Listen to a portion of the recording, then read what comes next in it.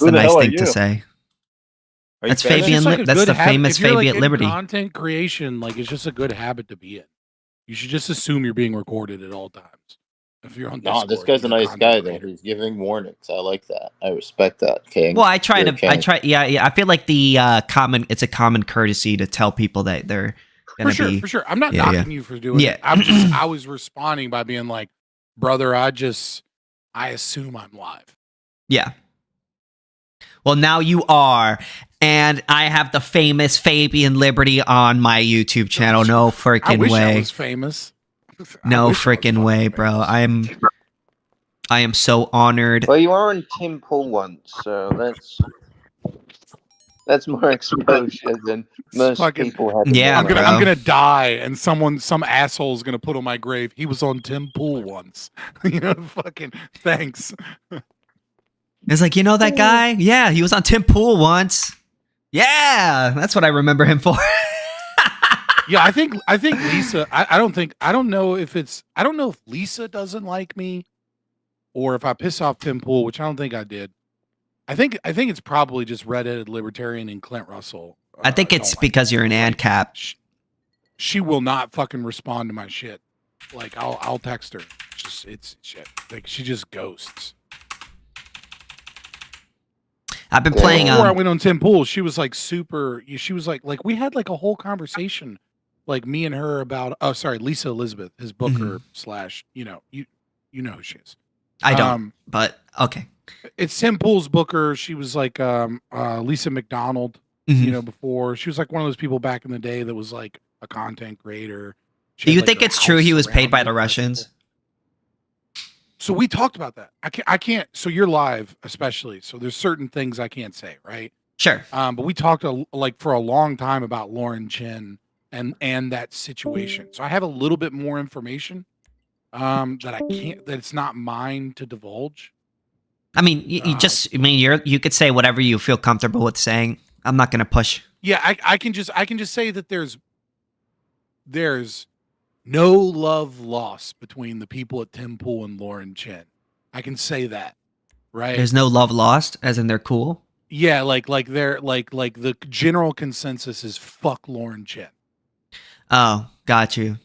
So I heard that basically like she got the Russians or something like that. She got money from Russians and then she got them to pay Tim Pool. And yeah, and now people are saying, "Oh my God, Tim Pool is now being paid by the Russians." I'd have to prep for this conversation to know what's public information and what isn't public information, so I don't accidentally say something that shouldn't be public. Yeah, I don't want to get sued. Okay. So, yeah, well, it's not so much I don't want to get sued. I just don't want there's always some weird lefty or some weird hater somewhere that pops up out of nowhere and like finds a clip, sends it to somebody. And now you done burned a bridge in the industry. Yeah. Because I can't be trusted with shit. Because that's how the whole fucking game works is connections. Yeah. Shit, bro. I wish I could get on the Tim Pool podcast. They probably wouldn't like me very much because I disagree with them a lot.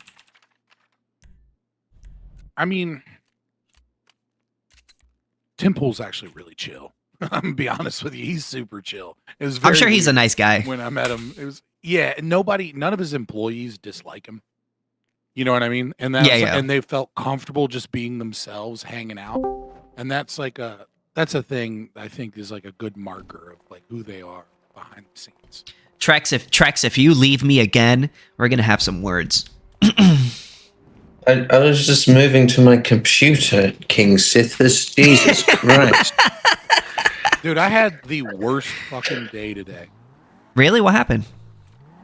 So I woke up and like I had a check and then the bank just decided to take all of the money from the check that I deposited like a week ago. And then the fraud department calls me and is like, hey, this check is like from a closed account or something. So I had to call the people that gave me the check and they were like, oh, it's a mistake. But I had to get them to call like the contact the fraud department to make sure that like I wasn't in trouble for writing bad checks or stealing checks. So like that was a fun way to start my morning, was like talking to the bank and the fraud department and like waking up broke all of a sudden, like, oh, whoa, what? Hey, why is my checking in like overdrawn today? What? Like, why do I need to move money around? What happened? Yeah. And I was supposed to go to my grandmother's to clean her house. Because like last time I was there, she's kind of like, she's not invalid, but she just doesn't have the ability to deep clean her house anymore. So I was like, all right, grandma, I'm going to come over. I'm going to like deep clean your living room. I'm going to do this for like the next couple months or whatever. I'll just come over and pick one room at a time. And like, I'll scrub the walls and move the furniture, get under the couches, shit like that. So I go and I buy like $100 worth of cleaning supplies. I'm in the city and I walk to my car in the parking deck. And then someone has smashed my window and broken into my car. Damn, man. So then I have to sit in the fucking parking deck for an hour and a half waiting for the police and doing insurance reports. And then I had to go and get like duct tape after that and like tape trash bags to my window so that I have like a makeshift window until I get it fixed. Right? Because I'm not just going to like call Safe Light, like wait for like insurance stuff and then and then I'll fix it myself because it's way cheaper to fix it yourself. And so then I go and like get the camera, get the office, start working on the camera footage and everything. And I finally get into my apartment and then I get a call from the insurance company and they're like, well, because they tossed your car, but they didn't find anything of any real value in your car, it's not categorized as a theft. It's categorized as an act of nature because you live in the city and it's just vandalism is part and parcel of living in the city. So it's not covered under your comprehensive care because you didn't get like the really good package that would cover this. So you're just gonna have to do this out of pocket. And then I'm not even gonna lie, I got up and I walked to the grocery store and I bought a smoked vanilla wood wick candle because I was like, dog, I need some fucking self-care right now because today is so fucking gay. And then I got home and I put my candle on and I started relaxing. But yeah, holy cow, they literally did the Ancap meme on you. Yeah, bro, you didn't have the right insurance plan. Yeah, right. I was like, "Fuck, dude, my ideology is crumbling apart in real time." Damn it, man! Those freaking insurance companies. Why Ancap wouldn't work? Why Ancap wouldn't work? Somebody just commented on my chat. Yeah, dude, right? It's like, fuck, bro. I'm sorry, but you weren't covered under the person robbing you section of the code of the insurance plan. Right? So sorry, maybe see you later. Maybe if insurance wasn't legally required by the state, it'd be a more competitive industry. That is very true. As it stands, it's a highly regulated industry that is required by law for you to purchase the product. So they don't give a fuck to make a good product. Yeah, that's true. When you have a guaranteed customer, you're much less likely to you're less incentivized to innovate as you would otherwise be. Mm-hmm. Yeah, but nevertheless, setting all that aside, how was your day? That was my honestly, my day was pretty chill. Honestly, is it Thanksgiving in Australia yet? I never remember. I know they're like. We don't celebrate Thanksgiving, so. Yeah. No, I don't know. I don't know the date. So. It's tomorrow. Listen. What date is Thanksgiving? Or technically, right now it is. Is it Thursday? Yes, Thursday. Yeah. Happy Thanksgiving. Yeah. Okay. Thanks. Yeah, it's an American holiday, but if you're going to be an Ancap, right? Like, eventually you're going to have to give up on the country, Australia. Yeah, bro. Yeah. America's the closest thing to Ancapistan there is. I mean, that's close. Culturally, I guess. I know. Maybe I'm being a bit hyperbolic. No, I'm just gonna move to Liechtenstein. This be great. Me when my ideology turns out to be a failure because those with the ability to leverage will exploit. Yeah, bro. I gotta rethink my whole ideology now. Yeah. You know, maybe instead of insurance Ancaps are the companies. future of USA. Almost at a point of anarchy, Maybe lol. insurance company. Oh, we'll see what the market comes up with. You know, it's not 100% confirmed that insurance companies will take or do all the stuff that we say it is. It's just our prediction of what will happen. I mean, who's to say that EA wouldn't become the, you know? Yeah, government. EA. You know, the Yeah. Saudi EA Arabian government protection. could be- It's in the game. Oh, sorry. Sorry. You have to buy the battle pass in order for you to be able to get coverage on this. True. Yo, you need to stop it with these clickbaity Ancap fucking room titles, bro. What's wrong with him? How old are you? And I mean this in good faith, but I'm curious. I'm 28. Bro, get the fuck out. You are not 28. I was born in 97. So was I. What the fuck? I was, dude, most libertarians are like fucking 13 years old. I'm surprised. Well, I just happen to be in here because I'm bored, but I'm a libertarian and I'm 35. Well, like, I mean, there's like... I don't mean this to sound disrespectful, because I don't have a problem with you, but... The genre of libertarianism that you inhabit is I very... thought we were cool, bro. No, we are cool. I'm not trying to disrespect you. I'm just, I wish you changed your political ideology. No, Your you're political ideology is very unbecoming of you as a man. What would make you think that? What could be more manly than libertarianism? Yeah, bro. Is there any ideology that is more masculine than libertarianism? Hell yeah. I mean, I was mainly saying as an adult. I mean, like as a male adult. I mean, that's what a man is. But I mean, yeah, no. I mean, I'm making my own ideology with hookers and blackjack. Yeah, I've already been over this. That the when you're talking about what we should do with society, we should be talking at a societal level, not for individuals. So if you want to fucking fuck hookers, and do Society is cocaine made and- up of individuals. So No, but hear me out. Hear me out. Is that if you want to, fuck hookers and do cocaine and gamble, if you're able to do that in moderation, like I agree, like it sucks for you because like you would be limited from doing those things, in an ordered society. But that isn't good for society at large. So like I'm willing to sacrifice your freedom for the I agree. benefit of greater good. Yeah. As an anarcho-capitalist, I agree. Those things aren't good for society. That has nothing to do with libertarianism, but I agree those things aren't good for society. And if I was to live in my, perfect Ancapistan, we would violently remove people that engaged in that behavior. Well, yeah, Yeah. but, like, Hardcore conservative. Like, the thing isn't, about like, the thing if about something anarcho. is Many bad- viewers. Sorry. If something is bad for Let's make society, you doesn't it popular, follow like- that we should remove that thing from society? Like, why doesn't that apply for like the here and now? Well, because you're not violating I agree. anyone's rights by I necessarily agree. doing that thing. if because something is yeah. bad for society, we ought remove that from society. Again, what are you talking about? Well, I'm saying I'm not talking to you as much as I'm talking to King, whatever his name is. That Well, we're both the- Ancaps. Yeah, that like we've had this conversation probably 3 or 4 times at this point. That like, Did you not want to talk about minimum wage See bad? it as a he does see it as a problem for the government to stop people from gambling or smoking now crack or you've changed. whatever. Now you've moved the goalposts. You Also, went I've from a never, moral ought claim. Hold on, no. You Sorry. went from a moral ought claim, and now your new claim is that the state should remove it. That is not Yeah. the same thing as we ought remove it or that society ought expel it because it's immoral behavior. These are two totally different things. Whoever is in charge of society should remove it from society. So theoretically, if we didn't have a state, then the fucking workers' council or whatever would have to remove it. But like I'm saying, like we have a state. Workers' now, so- council. Yeah, like whatever. Yeah. Like,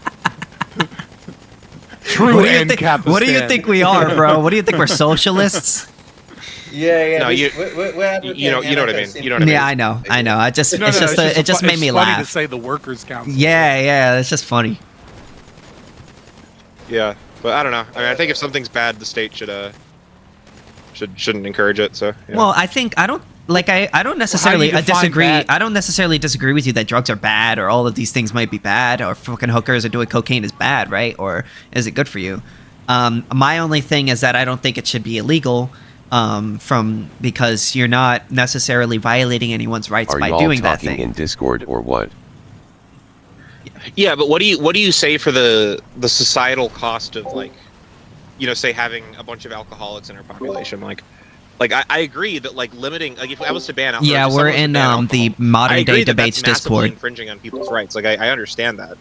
It's Well, just that like you know the detriment that So you alcohol agree plays that on our your- society. your No, but the worldview detriment is that alcohol plays on our contradictory? society is like that's a greater harm than the harm of taking those I rights can't away. join You know it what I mean? off your link tree. But if you say Oh. that rights exist and that rights are being violated and that it So is good to violate rights, it's not in my you link just tree. walked into your It's own contradiction. modern day You just debates admitted that Discord. you're So just go on YouTube or something like that So and why look up would we modern listen to day anything that debates you have to and say find their about it? Discord in the If YouTube you're channel. admitting that link. contradictions can be true or that A can equal not A, what's the point Well, of no, talking 'cause to you? You're rights no aren't different an than talking to my axiom. dog.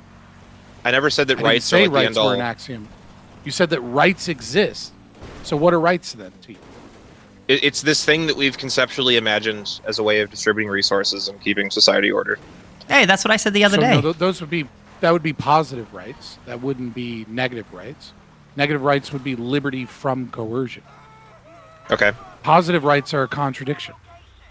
They cannot exist. Hey dude, love the stream didn't Contradictions stay cannot long, exist in reality. but I'd So love to be a positive regular rights supporter. is commie dribble, Mind right? adding It's me on nonsense. Discord, So when we're talking about BradLions09. rights, insofar as they're rational, we're talking about freedom from coercion, of some level of coercion, right? The right to freedom of speech, for example, is a negative right because it is a claim that the state is not allowed to infringe upon the inherent right of man to be able to speak and criticize the government, right? So like, Okay. what are you talking about? How can you say that we ought violate rights, right? Like do you not see the contradiction there? No, because they're again, rights aren't an axiom, which means that there's things that are more important than rights. That's what I mean when I say that rights aren't an axiom. Is that like Libertarianism, Yeah.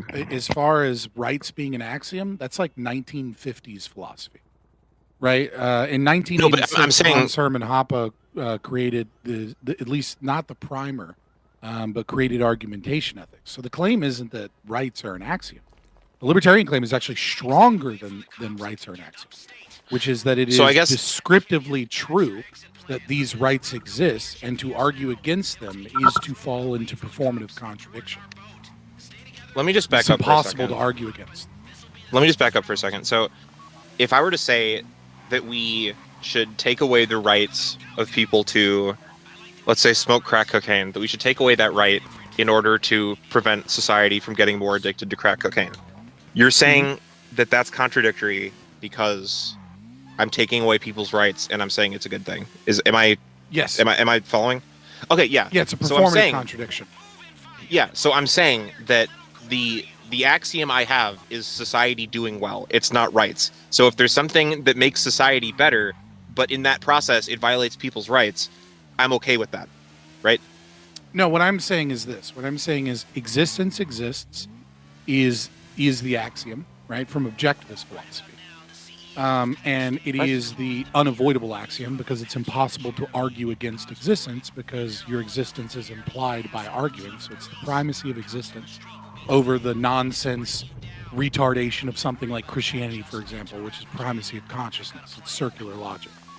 And then from there, you would ground your formal Aristotelian logic. Then you would ground performative contradiction. Then we would go into what is conflict and then what are ethical frameworks. And once we ground all of those things, right, that would take a while to go through in this conversation. But once we ground all of those things, we get to argumentation, which is what you and I are engaged in right now.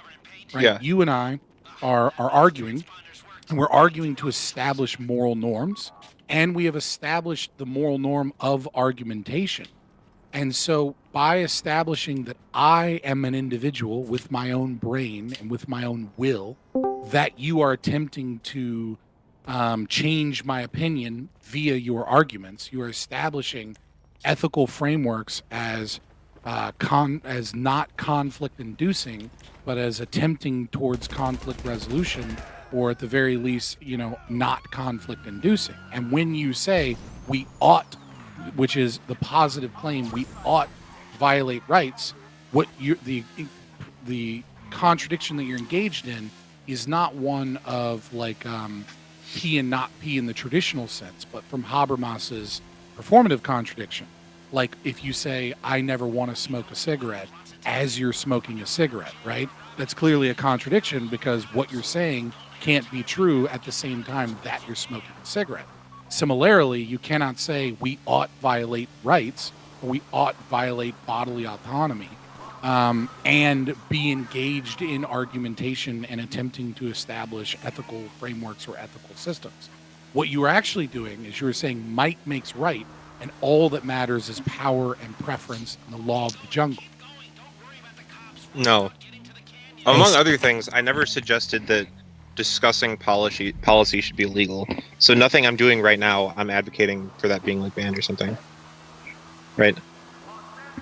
I don't see where you're getting that from. You made moral ought claims about what the state ought do for the betterment of society. Yeah, Right, but I didn't say that the entailed state should stop violating you rights. from like discussing politics in Discord. Can I jump in for a That's sec? not what I said, though. Can I There's jump in for a different sec? rights So, just to add on to what he's saying. So right now you are talking, right? And I gave you this argument the other day, right? Which is essentially you are talking, which means that you believe that you ought have the right to talk, which is essentially at the very basic level, you at least believe in rights. Because if you didn't believe you ought to have the right to talk, which is an action, a right is an action that ought not be impeded, then you would just impede yourself from talking, right? If you didn't believe that you had the right to talk, right? So you at least believe in rights. But if you're using your body, now you're basically, or let's say I went up to you and I tried to stab you or grab you or do something with your body you didn't like. I presume you would try to exclude me from using your body, or Sure. That would, or the fact that you're using your body right now, you're basically saying that I ought have the right to use my body, because if you didn't believe you had the right to use your body, well, you wouldn't use your body, like I said earlier. So you at least, and from that, we could presume that you at least believe in self-ownership, right? You at least believe in that your body is yours, belongs to you. So from there, if you go into an argumentation with another person, which is like having a conversation with them, engaging in some sort of dialect in order to get to the truth of some sort of matter, it's an engagement of ideas, right? Well, absent coercion or fraud. Absent coercion or fraud. The only way you can really do that is if you recognize the other person's self-ownership. Because, like, you're not going to argue with the wall, right? Because you don't consider a wall to be a person with rights even worth discussing with, right? You don't argue with your pets because your pets don't have, you're not able to talk to them, but you engage in argumentation with a human being, which basically... Except maybe dolphins. Maybe dolphins, okay, but when you engage in an argumentation with another person, you're basically saying this other person owns themselves. They are a self-owner, and I'm going to talk to them about rights. I'm going to try to convince them of my ideas. And that's where the idea of, you also believe in self-ownership when you engage in conversation with another person of that, of the self-ownership of that person. So you believe that person at least has self-ownership. And I feel like I said all of this. I know, but I'm explaining it in a different way. And then, I'm not retarded. No, you're not. No, so if you were to go up to stab somebody, you're basically engaging in a performative contradiction, because you're saying we have rights, engaging in conversation, while also saying you don't have rights. So I'm going to say the same thing I said to this point you made last time, which is that you're asserting that because you're engaged in an action means you think you ought be able to do that action, or you ought to have the right to do that action. That doesn't follow. That's just not true. And I know you just said, not King, the other guy. You were saying about cigarettes, which that's a perfect example. Like when I smoked cigarettes, I knew that smoking cigarettes was bad. And if you asked me should I have the right to smoke cigarettes? While smoking a cigarette, I could tell you no.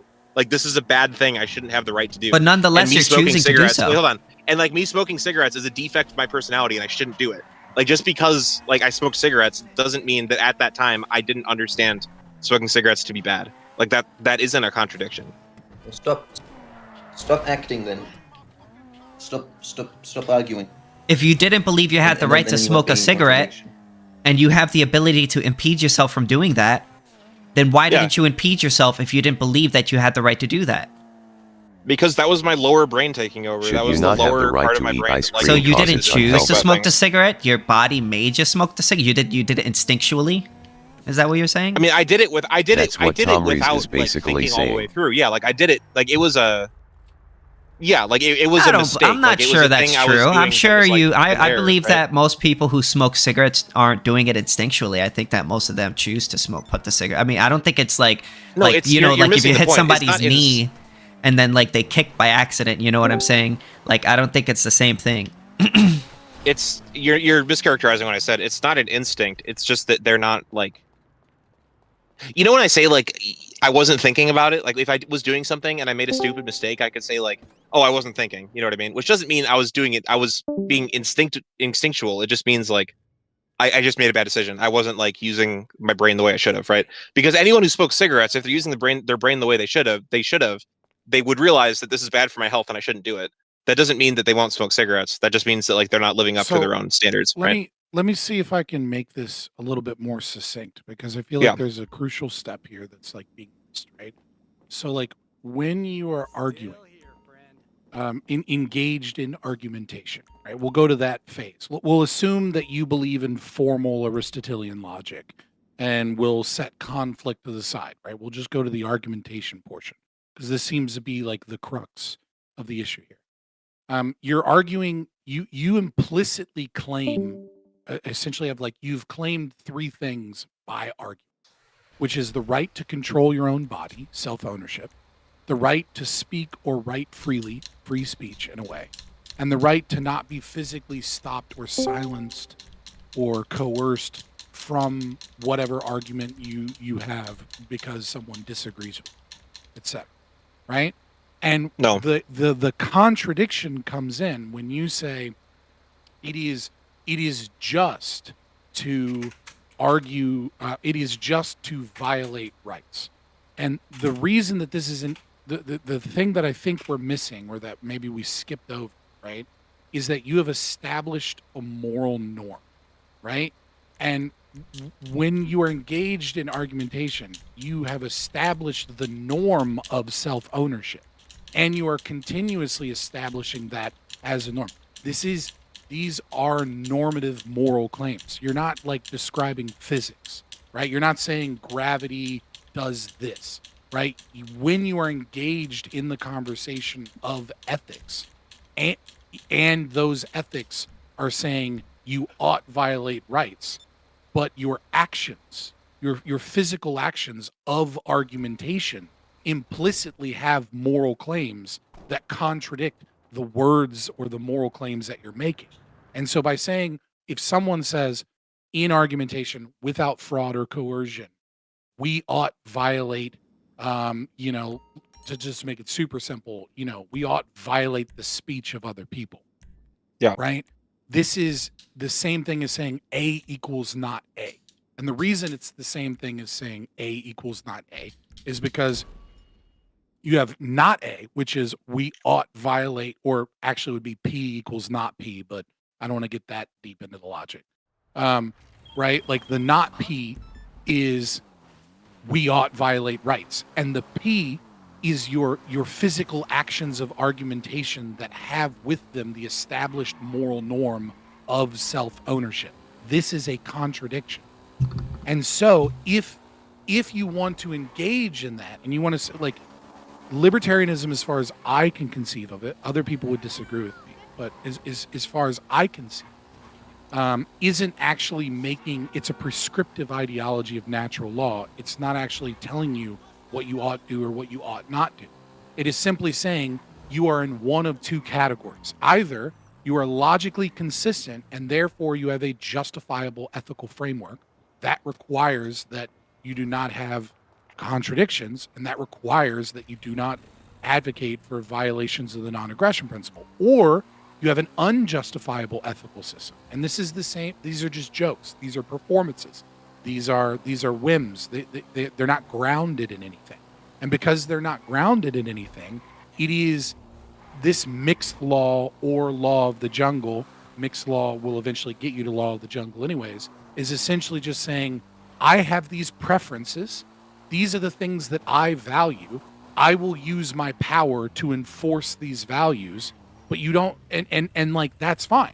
That's what you're claiming. Your real argument is I like these things. I think the world would be better if this was the way things were. So therefore, I'm going to force people to engage in the things that I think are better. The problem comes when you try and say, this is a justifiable claim, or this is a valid system of ethics. It isn't. Yeah, Ben. I mean, my rebuttal to that's just going to be the thing I already said, so I'm not really going to repeat it. So here's what Tomarus is saying, if I don't mind. Yeah. You're basically, what you're saying is that you don't believe when you do an action that you believe you ought to have the right to do that action. You're just choosing to do that action. And that's not implicitly saying necessarily, that you believe. no. And if we're, if you're talking about what people like ought to do or what they ought able to be do, ought to do or ought be able to do or whatever, the person saying that is completely irrelevant. Like, we're talking about the idea, like we're talking about the prescription for society. We're not talking about, the person who said this is like contradicting themselves, therefore the idea. Like, you can't throw away even if I am contradicting myself, just because I'm doing that doesn't mean the idea I'm putting forth like gets discarded with that, right? Well, no, it just means that you cannot argue that it is justifiable. You can argue that it exists that way in reality. We live in that reality, right? Like, we live in a reality where, states and governments and monarchies and, communist nations all alike, right? Where they do violate rights constantly. Like, you can describe that as existing. But when you say that existence is morally justifiable, you run into contradiction, because it's an impossibility to do so without contradicting it, because you're demanding via argumentation that we respect the rules of argumentation. We have chosen we've chosen non-conflict, right? And conflict to be defined as where more than one individual wishes to use scarce resources towards opposing me. Contradictory actions. In the instance of argumentation, the scarce resource is my body and your body. There is no, right? Like, there is no perfect copy of your body. And even if there was, it would still be a separate entity. You as an individual are a scarce resource. Your mind is. And you're recognizing my mind as a scarce resource by arguing, because you're attempting to change my mind. Right? So you recognize that I have exclusive control over my body and my mind. The body thing can get weird because, like, you could take an arm or something, right? But body as in like bodily autonomy, not necessarily like every physical part of my body. You're recognizing my bodily autonomy as well as my free will and my ability to make rational decisions based off of the arguments that you're giving me, because you're hoping to change my mind. Yeah, the same way you wouldn't argue with the wall. You don't only argue with another person because you believe that person is rational, and you're able to change their mind, and you also and even engaging in some sort of conversation with them. Also, you're recognizing that person owns themselves, because if you didn't believe they owned themselves, also, like, why even talk to them? You might as well just like. I think another thing I forgot is you said, well, maybe I'm just doing this thing or something akin to that. I don't want to straw man, but it's important to recognize that when you engage in argumentation, you are making a volitional choice, which means that you have, like, it is explicitly your values are contained within the choice that you made, because you have the will to choose to argue or not to argue. So the moment that you engage in argumentation is a proof of the values that you hold. You cannot say, I don't actually value argumentation via argumentation, right? Because that would be a contradiction as well. You clearly value argumentation, and you're establishing that as your beliefs through your actions. Let me offer a hypothetical. So, if I think that debating should be illegal and everyone who debates should be shot, and in order to get to that end, obviously, if I just went out with a fucking AR-15 and just started shooting people who think debating is okay, I wouldn't get very far. Like, in furtherance of my ends, I wouldn't do very well, right? If I just chose violence. So in order for me to make my law that debating should be illegal, I have to debate with people, right? Like I have to convince them that it's okay, so that the people who are in power make that change. Mhm. So what you're saying is that if I think that debating should be illegal, there's essentially no way for me to like do anything about that, even if I genuinely believe it, without just like Well, you could force there's people nothing I not to can do with debate. that, right? Well, I'm sorry? You could force people not to debate. Well, so here's the thing, right? Let's say you have an Audi Spider. I want Yeah. your Audi Spider, so I steal your Audi Spider, right? Like, there's no contradiction there. I wanted your Audi Spider, so I stole Sure. your Audi Spider. Now, the contradiction doesn't come from the action of argumentation. The contradiction doesn't come from just having a belief. The contradiction comes when you attempt to justify stealing the Audi Spider. When you attempt to justify via argumentation that argumentation ought be legal, that's when the contradiction comes in. So it's not about whether or not you can do these bad things. Of course you can do bad things. People do bad things all the time. There are criminals everywhere that do all kinds of bad things. And it's not that you might not necessarily believe, at least in part, that argumentation ought be illegal. It's the same thing with the cigarette. That's why I use the cigarette analogy. Is like you could watch a documentary about how cigarettes are bad and they cause cancer, right? And then you could go, damn, cigarettes are bad and they cause cancer. And then after you're done, you're like, man, watching all that shit about cigarettes kind of made me want a cigarette. And you can simultaneously believe cigarettes are bad and cause cancer. But the moment you go outside as someone with free will and you smoke a cigarette, what you can't say is, well, actually, there's no part of me that doesn't want a cigarette. Because now we're engaged in performative contradiction. Your actions. You mean there's no prove part of me that that's wants a lie. cigarette? No, you're Right, saying like, you you're can't say- saying that you don't want to, like, if you were to say I don't think I should smoke a cigarette while smoking a cigarette, that would not make that's any not a sense. contradiction. Huh? That isn't a contradiction because you can That's compartmentalize just belief cognitive systems. dissonance. Wait, but Right, if like, you say if you're you could smoking say a cigarette cigarettes and are bad for me, or I don't want it, because like you could still make the claim that some part of you doesn't want it, but some part of you does, right? And so Okay. the more accurate way would be to say there is no part of me that wants a cigarette as you're smoking a cigarette, because your action is proving that statement. to or be if you say unequivocally false. I would never smoke a cigarette, and then you're smoking a cigarette Yeah, at the same time. If you Exactly. do would that, it that would Mhm. same be a- thing is would it true be if you say contradiction? argumentation. So would it be a contradiction if I smoke cigarettes all the time? I smoke a pack of cigarettes a day, and I say that cigarettes are bad for you. They cause cancer. They cause cardiovascular disease. They cause all this stuff. And because of that, not only should I not smoke cigarettes, but you shouldn't smoke cigarettes. And it should be illegal to sell cigarettes in stores because they're bad for you. Mhm.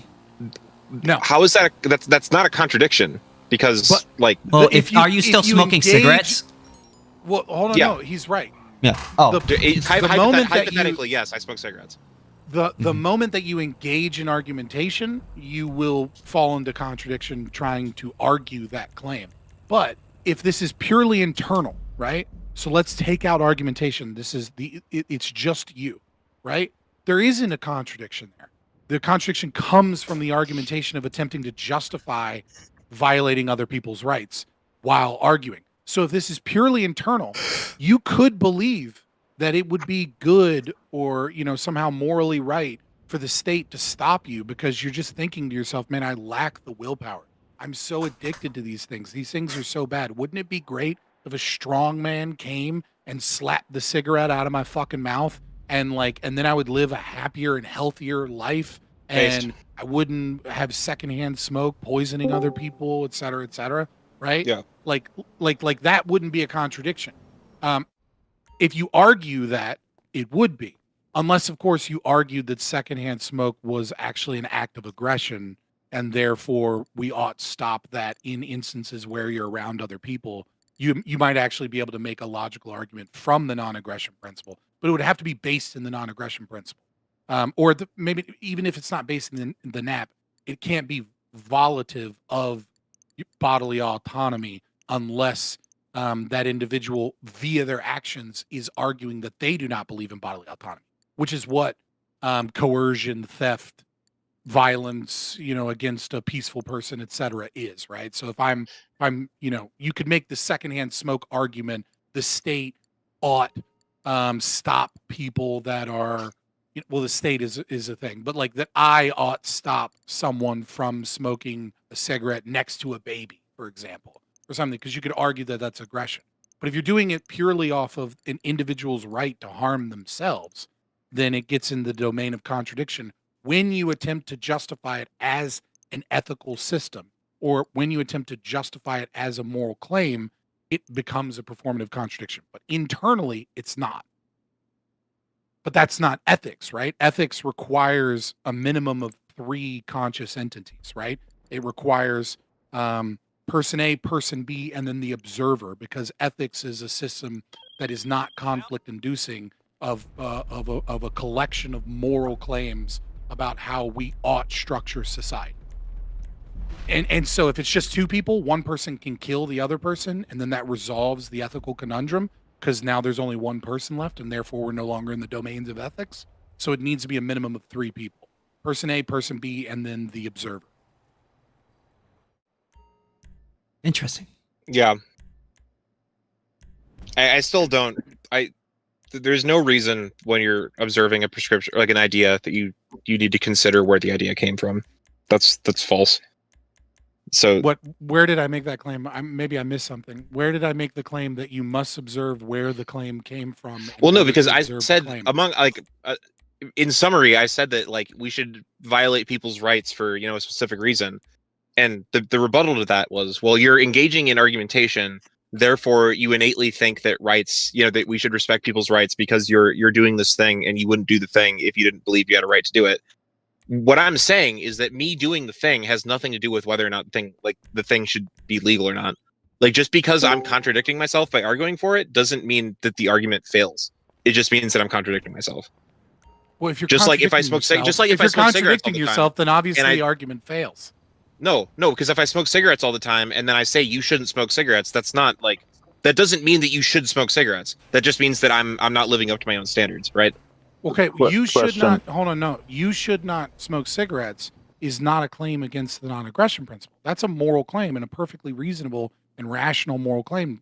You can smoke cigarettes and say you should not smoke cigarettes. You can even say I should not smoke cigarettes while smoking cigarettes. Yeah. Right? There's no contradiction there. The contradiction is when you say it is morally good or it is ethically justifiable for the government to force you to stop smoking cigarettes. That's where the contradiction comes in. It doesn't come. No, but you're missing the point. Rational. You're missing the point. Is that just because I'm acknowledging that there might be a contradiction? Sure, that doesn't it doesn't make sense to bring up that contradiction when we're talking about whether cigarettes should be legal or not. Just saying that the person who's advocating for cigarettes to be illegal is contradicting themselves. That doesn't have to do with anything. We're talking about whether cigarettes should be illegal. We're not talking about whether or not I'm a hypocrite. That's a different conversation. No. Right? Okay, I see what your argument is. I get what you're saying. So let's zoom out. Is it possible, if there is a contradiction, then and you accept that? Let's just assume for the sake of argument that you do accept that, right? I know you're not fully on board, and I'm not trying to put words in your mouth. But let's assume for this example that you do accept that there is a contradiction from the individual that attempts to argue that it is justifiable to engage in these actions. But that doesn't necessitate that it is contradictory as a policy as a whole, separated from the individual. The problem is that willful action must and can only definitionally be done by individuals. And therefore, if it is true that your attempt to justify it falls into contradiction, then every conscious or moral actor would also fall into contradiction in the attempt of justifying it. And because of that, one cannot claim that there is any means by which it is justified, because no one, not just you, but no one can argue that it is justifiable. No one can ground it as an ethical framework without falling into contradiction, and therefore the argument fails at scale because it fails at the individual level. He's a family friend. I give him a week tops. Oh, so, what do you think? I feel like there's kind of a presupposition that you haven't really, like you haven't said yet the kind of you're basing your argument on, because Maybe, like yeah. There's yeah, a, there's because a lot, like right? Like I haven't gone into conflict or grounding, the law of excluded middle. Like there's a whole bunch of shit. What's your issue? well, yeah, because like I acknowledge that I don't like it when people, violate my bodily autonomy or whatever. And like, if the police were to arrest me for something, even if I did something wrong, I wouldn't enjoy that happening. But that doesn't mean that like you shouldn't be arrested for selling crack, for example, right? Like I'm okay with violating your right to That's not sell my crack. claim. I'm okay with that. Like, Right, but that's not my claim. My claim isn't that that you're arguing that you don't like it.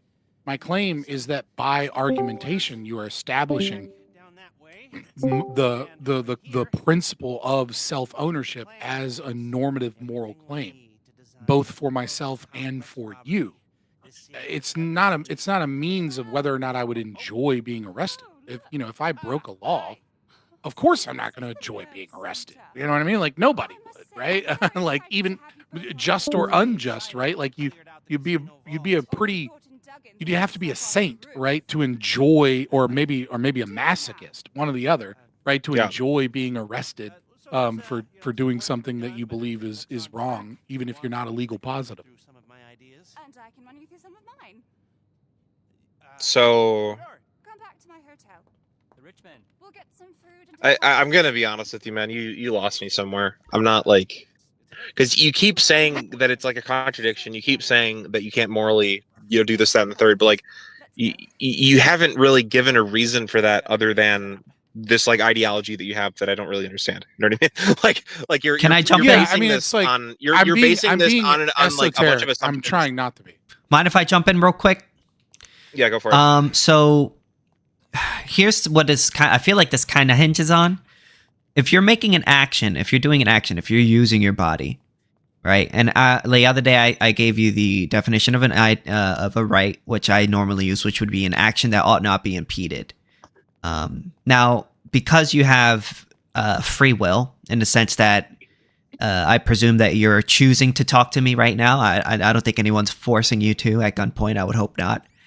I would say that you're making the choice to have a conversation with me. And I mean, you even said so yourself. Also, so that would be presumed, I could only presume from that action that you believe you ought to have the right to. Because if you didn't believe you didn't have the right to talk to me right now and engage in argumentation with me, well, you would just impede yourself from doing it, right? If you didn't... No? No, Why? because remember, I gave this example to you one time. Remember when I was talking about egging houses? That when I was a teenager, me and my friends would go out egging houses, and like, but at the while time, we were doing that, I'm saying while we were doing that, no one who I was with would have argued that you should be allowed to egg houses. Like we understood that what we were doing is both illegal and morally wrong. Like that you doesn't understand mean that there's a difference right? between. Hold on, there's a difference between saying an ethic and acting out an ethic, right? So I could say, for instance, I think it's wrong to murder, right? But if I stab somebody the next day, clearly I'm not being very honest, or at least What if you're a surgeon? Or no, murder. I mean, I'm talking about surgeons stab people all the time, KingSithis. Unprovoked. Like I murdered somebody by stabbing somebody. How about that? All right. Yeah. So obviously, I would have to. That's not a contradiction. Hold on, that's no, not I a didn't. Contradiction. No. You're assuming my claim. What I'm saying is that obviously I don't believe that it's always wrong to murder.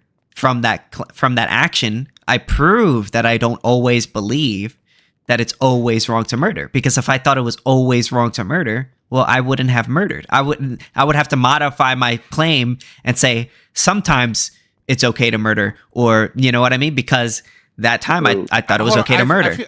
So there's a. I hate to bring him into fucking anything, but this was probably best argued by Kant, right? Or maybe my goat.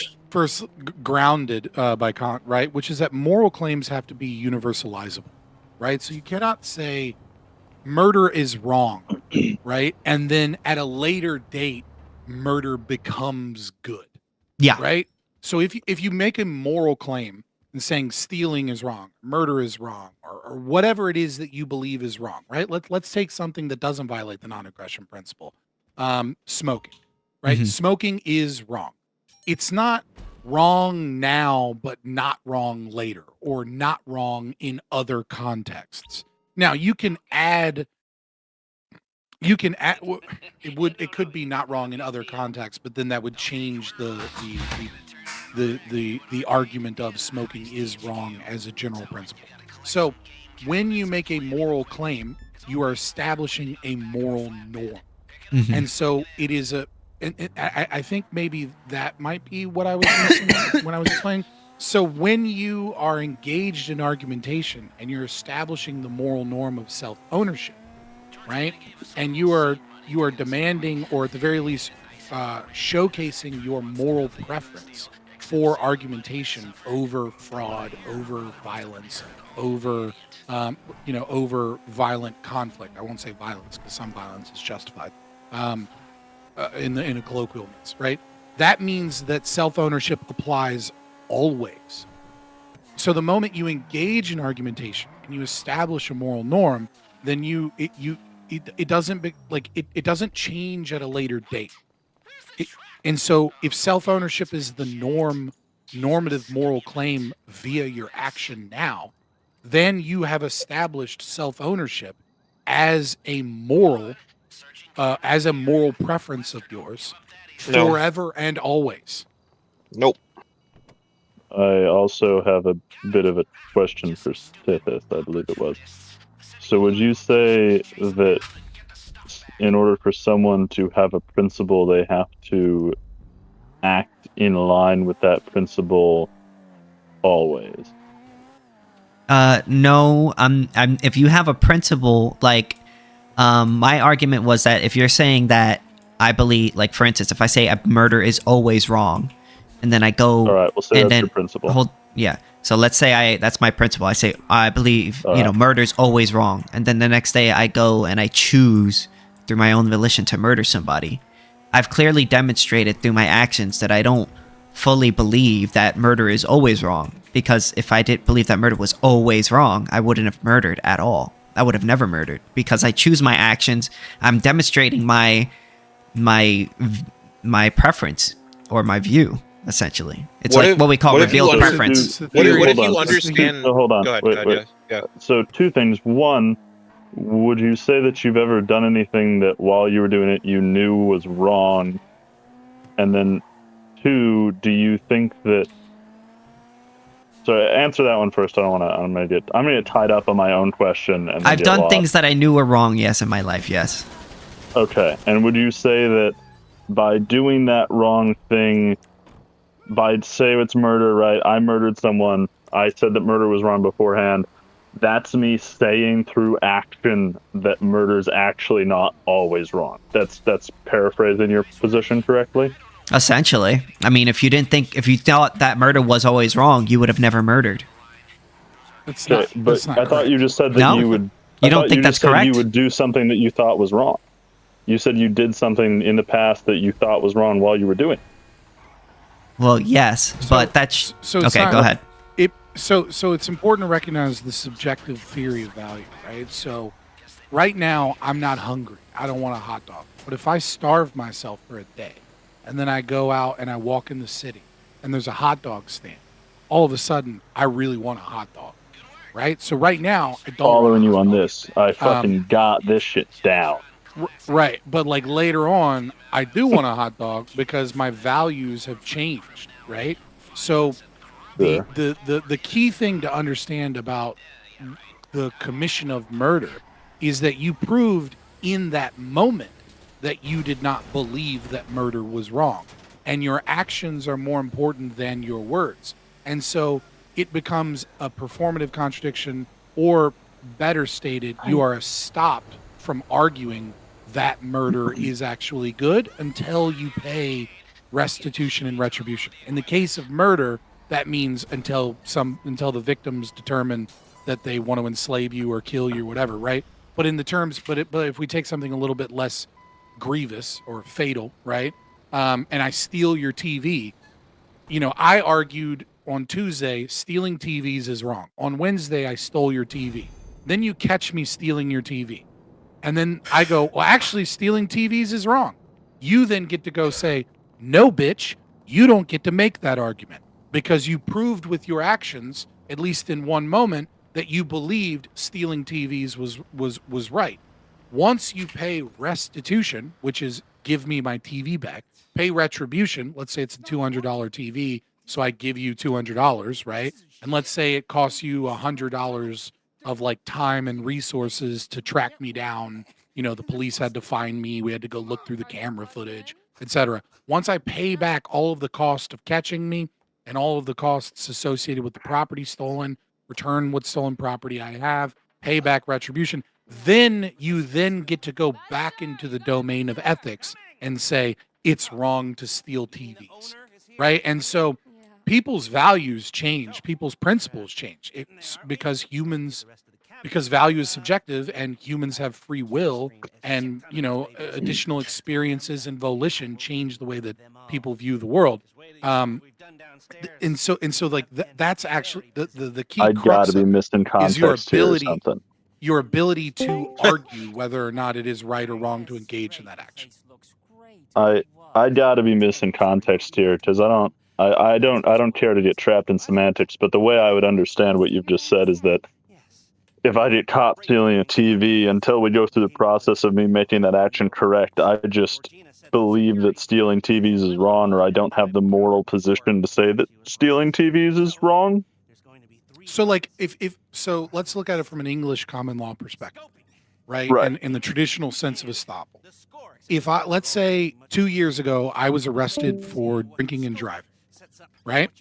And I got a DUI.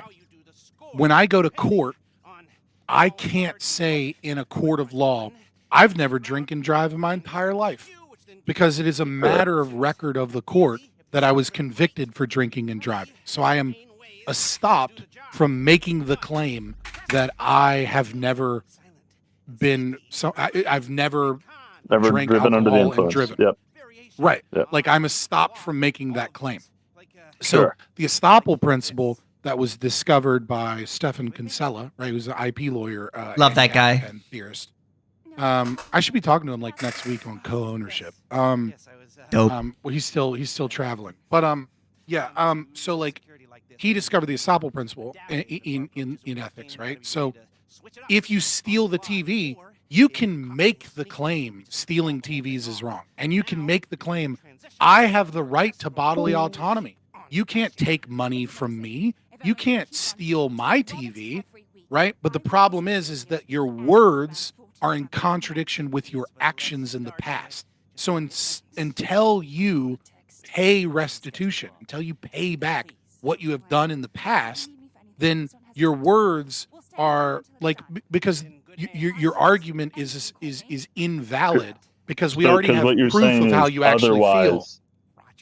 I don't interrupt to try and get my point across. I'm trying to understand, and if we go further, I'm going to lose it.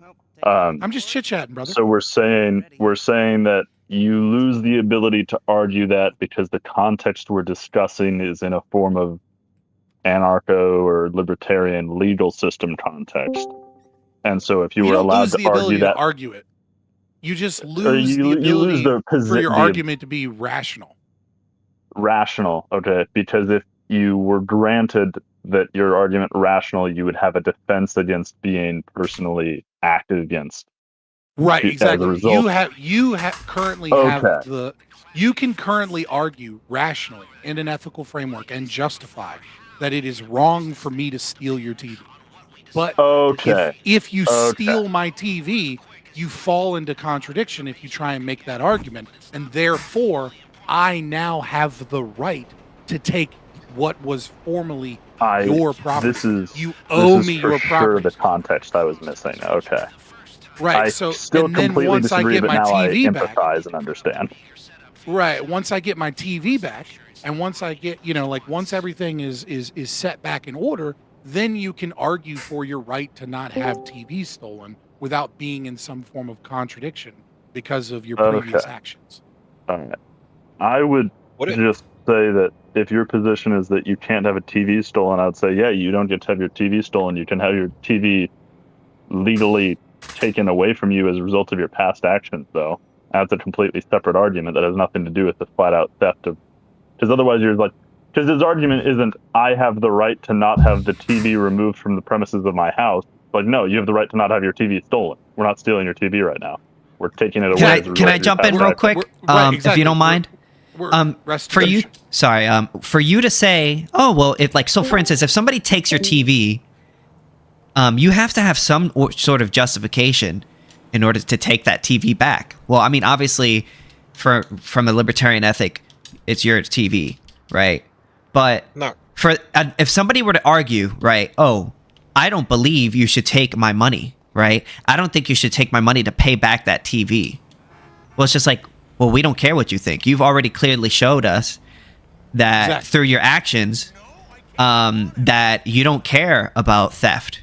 So You're an outlaw. Yeah, you're an outlaw. So like, why should we? You know, you're stopped from making the argument that you shouldn't be robbed to pay back that TV because you've already demonstrated that you're okay with robbing TVs. So if you want to go back to the position of, actually, I don't think it's okay to rob TVs, well, then you got to pay that person back so that we can then, based on your actions, that based on the fact that you paid restitution, we could safely assume, hey, just last statement, hey, this guy does care about property rights. Go ahead. The key thing here is that you are either living under two domains from a libertarian perspective. You could say three domains, but I'm going to simplify it to two. And the two domains are, we are in the system of ethics, or we are in the system of the law of the jungle, right? Which is, you know, might makes right. And if you want to have a justifiable ethical framework, right, where we make all the rules of society of how we ought engage with each other, how we ought trade, how we ought handle, you know, property crimes and disputes, etc., and be in the domain of ethics, it needs to be a justifiable ethic. And the moment that someone becomes an outlaw, they are no longer, like, they have argued via their actions that they believe in the law of the jungle. And so the victim of, even if someone else who is a victim is in the system of ethics, they can play by the criminal's rules.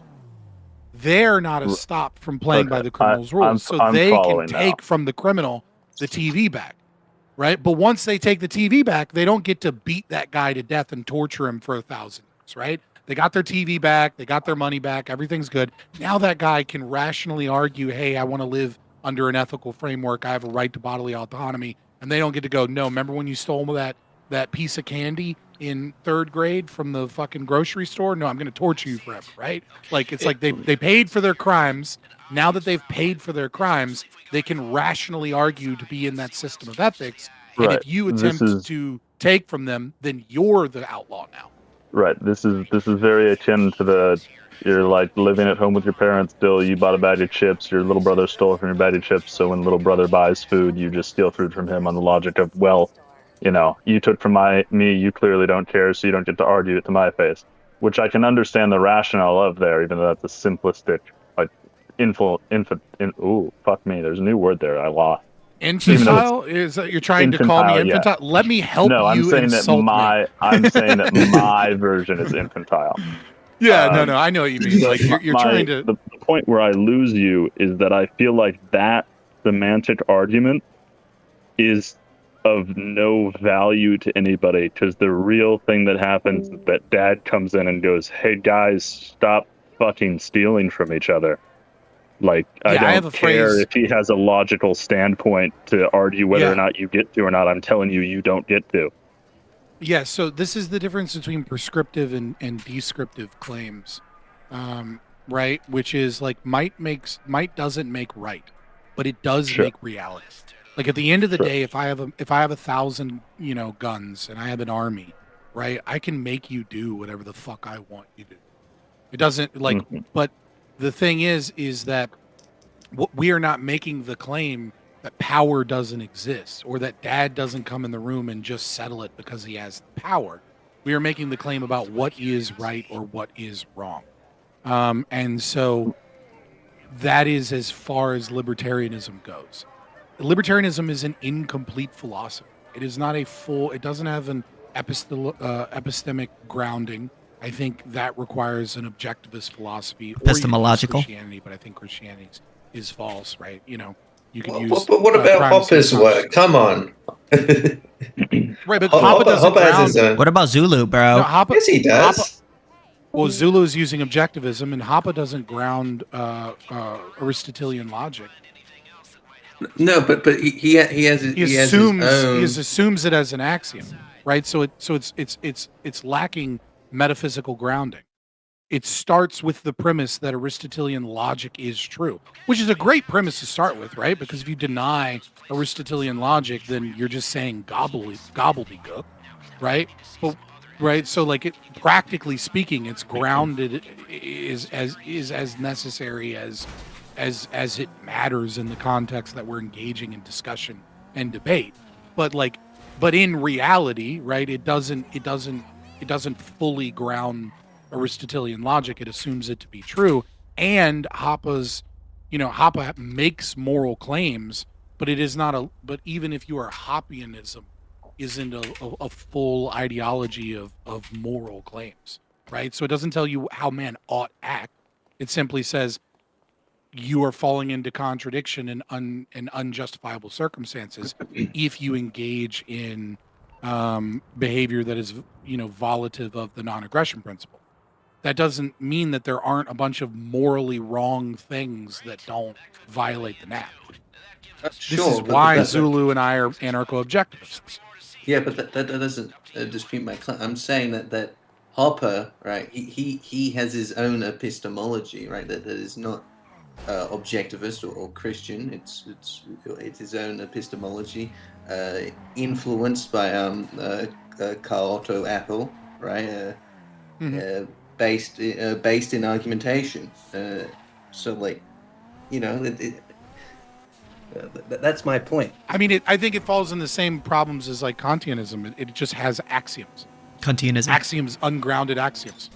As far as I'm concerned, it fails, the ultimate test, which is it fully grounded?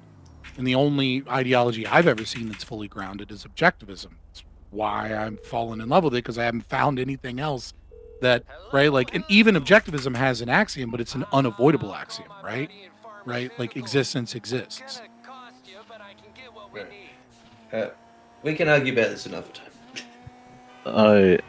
So I'd like to find out precisely what you mean by incomplete, because my current perspective on the idea that I understand, which may or may not be what you were explaining to me, depending on how good you are at explaining things and how intelligent I am, is that, to go back to the simplistic example, we have brother stealing from brother on the account that one of them initiated it, and therefore that one who initiated it does not have the defense of you can't steal my food because he started it, roughly. Mm-hmm. We can get more complex with that. I don't mean that as like a straw man. I think we can both. No, I know what you mean. You're trying to use a simple example. It's fine. You don't have to apologize. Just to clarify. I'm triggered. And if I'm so sorry, I will. Oh my God. Oh, no, you're good. Go ahead. No. And if all we're saying is that if there were no dad, if there were no legal system, if there were no set of principles, then that's a good enough piece of logic, then I don't necessarily disagree, but my worldview contains, at bare minimum, so many additional layers of authority that, like, it seems like a negligible, useless argument, and I don't see where it comes up. And so that's why I assume that I'm missing context. So two things. I'm not going to presume to know what other pieces of your worldview there are and where they may or may not fall into contradiction, right? But insofar as your worldview claims that it is good or we ought or that it is right to violate the non-aggression principle, then it is wrong. That would be my claim number one. Claim number two would be when you're asking, like, what do I mean it's incomplete? Christianity tells you how you ought act into the world. Right. Marxism tells you how you ought act into the world. Libertarianism does not make that claim. Libertarianism says there is a domain of Here's a actions system that of are how to interact. unjustifiable. These things can never be called right, and no ethical system can be logical and rational if these actions are if individuals attempt to justify these actions. There's a whole domain of actions that don't violate the non-aggression principle, but still may be wrong. So one thing that KingSithis and I deeply disagree on, right, is the morality of prostitution. He thinks prostitution's fine. Right? He talks about it all the time. I think prostitution is fucking Hey, I think evil, it's A-okay, right? bro. I think it's A-okay. Right, and so libertarianism is not like that is an action that doesn't violate the non-aggression principle, but that just because it doesn't violate the non-aggression principle doesn't Right. make it morally good or morally wrong or anything.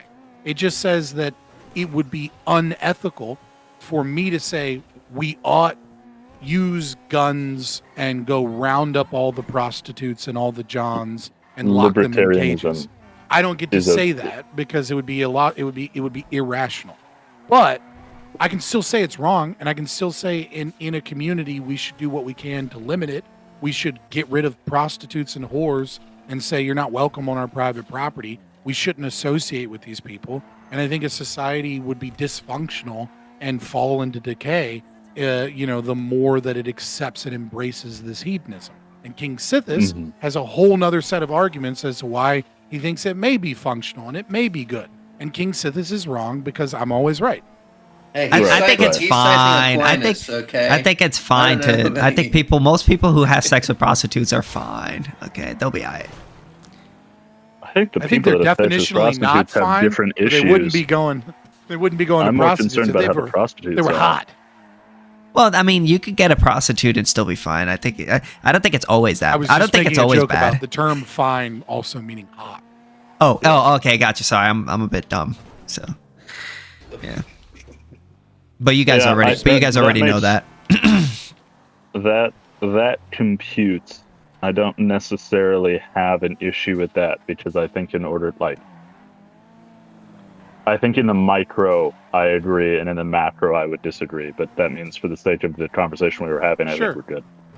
Yeah, like the simplest way to say it is this: libertarianism is not a worldview, and it is not a complete ideology. What libertarianism is a descriptive theory of natural law. It does not go into prescriptions, and it is solely based upon what is in violation of natural law, objective law derived from logic that we are describing. Whether or not that goes into the domain of being able to defeat Hume's guillotine is, a whole nother debate. Mm-hmm.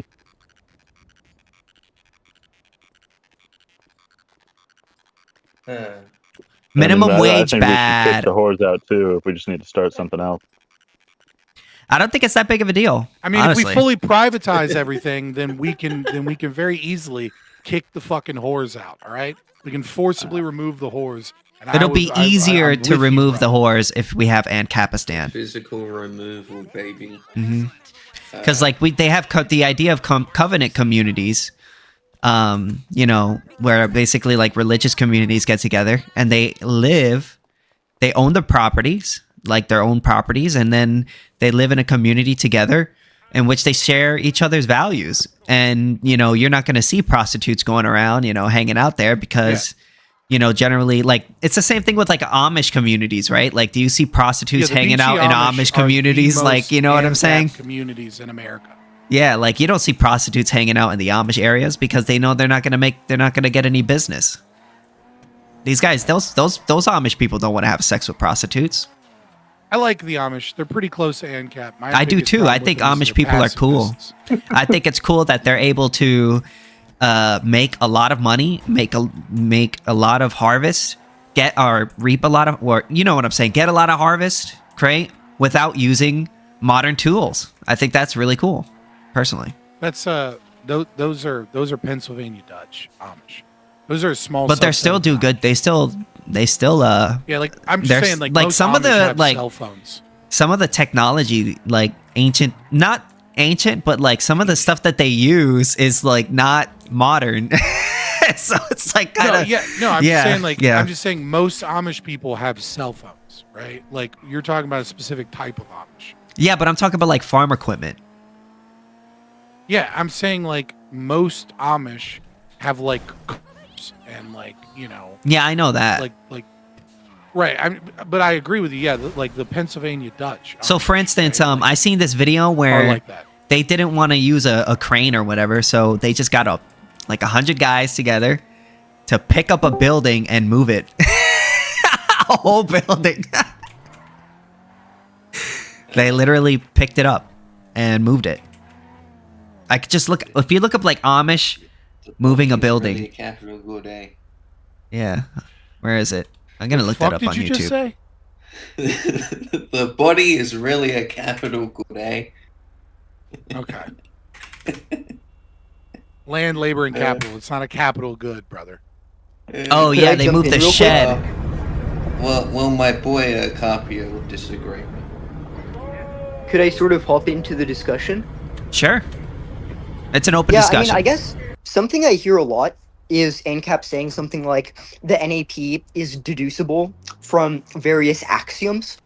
I guess what I'm interested in is just hearing the deduction in terms of a set of premises and a conclusion. Do you smack your lips intentionally? Fabian? I mean, that just sounds like a rhetoric jab. I mean, like, I Damn, feel like that's not nice, man. My bad. This is so hilarious. But, no, that's fine. I'm just saying, but damn, bro. My bad. Yeah, I didn't really detect a clear answer there. Was that a yes or a no? After you Fabian. did the Fabian. I mean, like, one, I I feel- just couldn't stop myself. Yeah, I mean, no, like, it's fine. I feel like we've just been going over this for like the past, you know, like hour.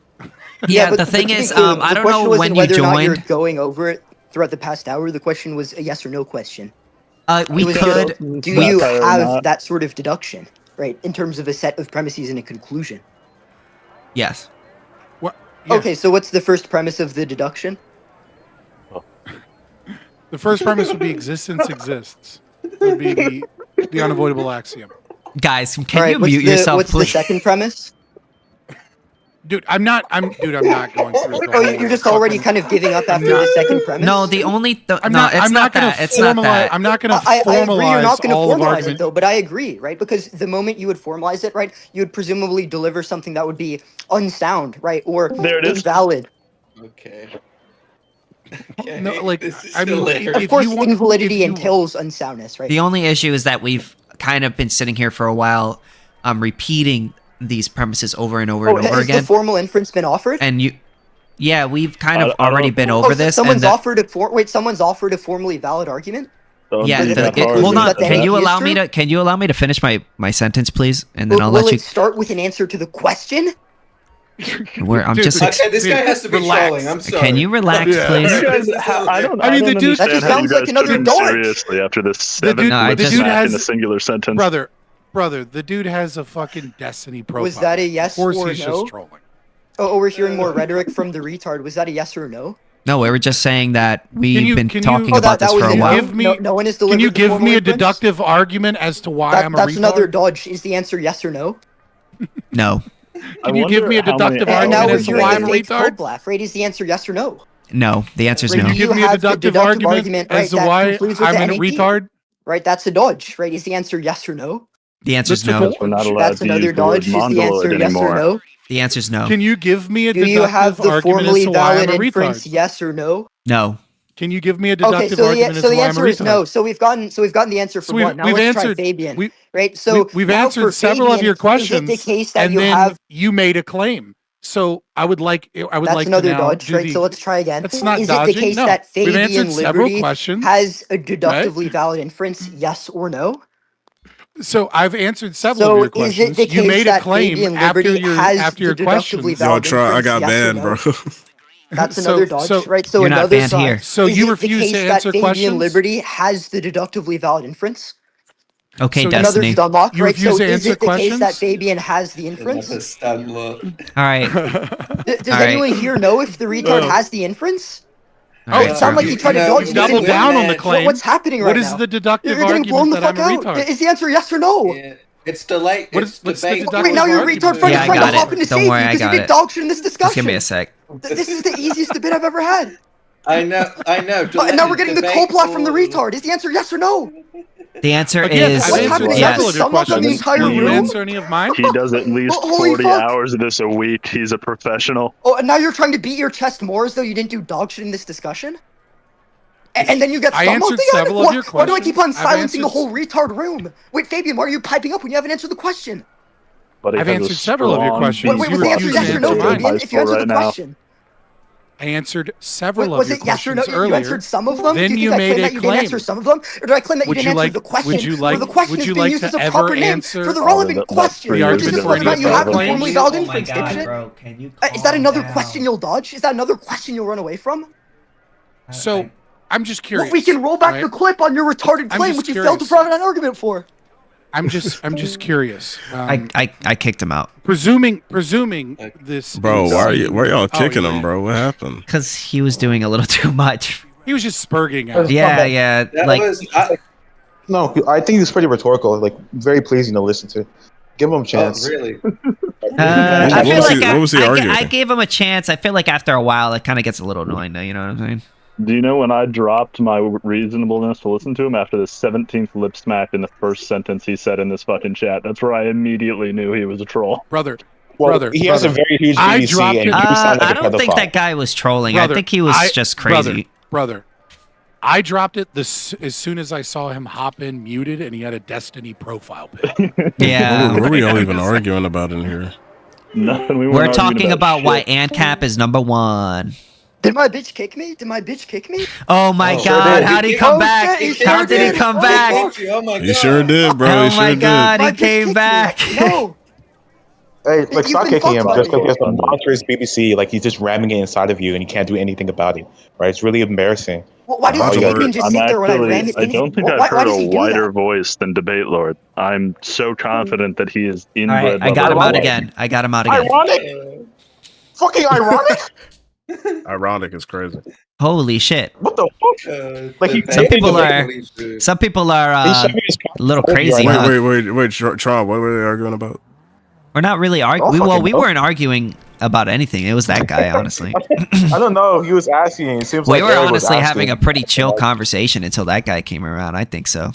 Well, he's a demon. He can do whatever he wants, right? I guess so. Are you That's polishing crazy. him off Brother, too? what? I mean, he I can't mean, do it. like, of He course, can't do like- it in this like, if he Discord just- anymore. Are you Like, if he fucking just boyfriend or embarrassed- something? What's going on here? Well, look, Uh, look, the difference is he doesn't sound like a pedophile like you. So that's Who, why me? he Sound like just a seems more pedophile? fitting to me. That's right. Who's He the- sounds like who's he's the pedophile? 16, dog. Yeah. He can't be a pedophile for another 2 or 3 years yet. He's Yeah, working listen, on buddy. it real hard. You shouldn't judge him so hard for it. Who, me? Listen, buddy, what's gonna be the argument? You got to re-say that. Your mic shit. I can't hear you. I'm Yeah, sorry. so what's gonna be the argument, buddy? You said Yeah. the same thing with the same dog shit mic. I still can't hear you. Say it slower, like your mama taught you. Look, I'm gonna go slower in your mom's pussy. Wait, she might be dead. Oh my There God! we go. Oh my Good God! This is boy. turning into a Listen to shit show, instructions. guys. I heard you that time. Keep going now. I eat sex. All I right. eat sex minors. I'm a loser. Look, You- what's gonna be the argument? You E-sex minors. Well, Copy that, chief. All right. Very Is this awkward. a new Yeah. bit? Did I miss? Have I not been honest Hold on, one enough to guy, understand second the one, ongoing guys. bits? Like, you're on a registry and you're talking to me right now. What's gonna be the argument? Registry. Okay. So Me? I kicked him out. Can we get back to Oh, the I normal was having fun with that conversation one. now? Can we get back to a normal conversation now? Brother, We brother, can. Why didn't you keep the guy that e-sexes minors, bro? Yeah, I was having fun with that one. You could have left him. Well, You know what I mean? Like, I fucking- he was the true libertarian in chat. Yeah, the true anarcho-libertarian. well, I think that's a little degenerate, very personally, you know. And that's coming from me. Oh, really? It's like That's the 6 steps softest below porn. anti-pedo argument I've ever heard in my entire life. I don't know, man. It's a little degenerate, man. It's The a little most fucked. non-committal, like, dude, in my opinion, I just think we shouldn't fuck kids. But like, that's just my thing, You know, Can we clarify if you were to ask real me, if you were to ask me, I don't know, I would probably say real no. quick. I just have one question, really? guys. I just What have do you one mean by question. I would prefer, not. I just have one question, guys. What was Aisha wearing? What was she?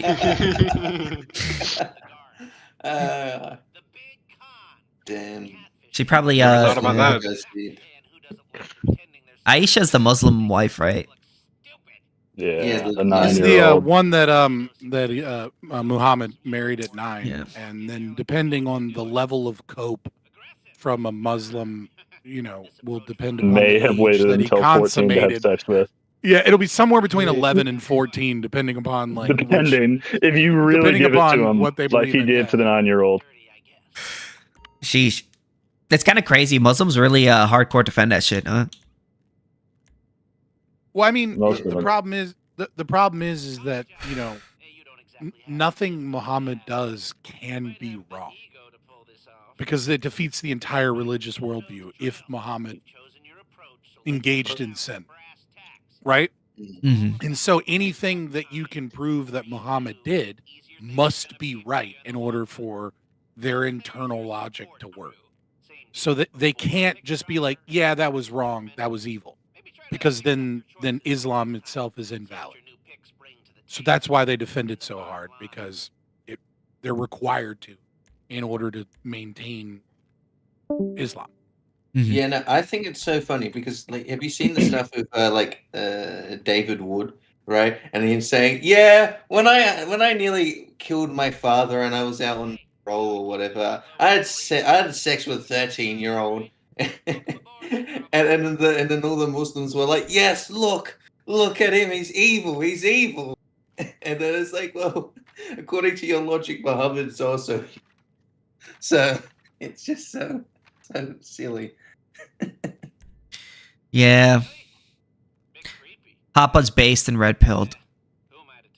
Who's Papa? I said Hoppa. No. I guess. Yeah.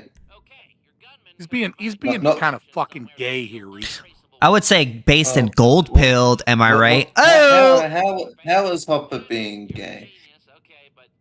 Well, it's just like spending so much energy to be like, look, fucking just fuck Malay. It's like, brother, okay, we have disagreements with Malay. Brother.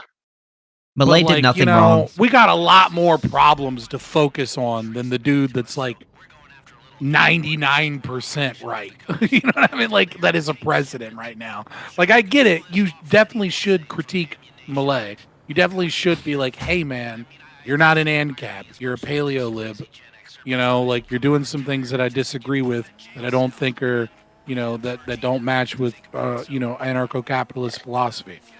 But like, Hoppa's like, he is a fake ANCAP, and he smiles with Bibi Netanyahu, and it's like, all right, dude, like, fucking relax. This is the first guy we've ever got in that even remotely calls himself a libertarian. Like, fucking tone it down, Hoppa. Like, Hoppa does not know, how to pick and choose battles, is what I'm saying. Well, I support a generally- no state solution. I don't know. I feel like Malay's Zionism completely just like unequivocally makes him a non-libertarian, and I think that should just be. I agree. Yeah, I agree. And we I should just think it's a dumb battle to fight right now. To like really hardcore as much as you can go after Javier Malay when like LLA just swept the election. Sometimes in life, He's in not order to that make an omelet, you hardcore. got to crack a few He eggs. probably spent like 20 minutes on it. Yeah, except he very rarely does speeches or interviews or podcasts. Like 20 minutes from Hoppa. Like, dude, when you look up Hoppa and you're like, and you've read everything he's written, maybe not everything, but like most of what he's written. And then you're like, what does Hoppa believe about this? And they're like, well, one time in 1994, he gave this 5 minutes, and it's like you'll go to Mises and it'll be a transcript from a speech he gave, because like he's not like a podcast bro or something that's out there talking. He's a recluse, right? Right. It's not like Stephen Kinsella, right? Like Stephen Kinsella has a retarded amount of books, and then is like constantly on podcasts and stuff. Based. Yeah. Well, no. So with today's Property and Freedom, with this year's Property and Freedom Society, it kind of took. There was kind of like a segment that was more like podcasty. That was quite interesting. But no, Hopper typically does like a few interviews at least a year. He did like 2 last year, I'm pretty sure, and like. I feel like you're proving my point. Nah, bro. Like he does like 2 interviews a year. You know what I mean? Like, yeah, that's what I mean. So if Hoppa spends like 20 minutes talking about something, railing against someone, it's like, hey man, you know, if there's only going to be fucking 8 hours of your words out for people to read for the entire year, maybe don't spend multiple times, right? Because he's like double-digit really percentage railing against the, you know, like don't maybe not spend 20% of that fucking being like, oh, and you know that guy that calls himself a libertarian and is an Austrian economist that went to the UN and shit on the entire UN as like a form of neoliberalism that like cut the government, you know, like 1/3 of government agencies, and you know is privatized the roads in his country and has like brought inflation down from 258% year over year to below 30%. Fuck that guy, that Zionist piece of shit. It's like, dude, like pick and choose your battles, man. Like well, I get it. Like say something about it. His Davos speech was plagiarized, so like, you know.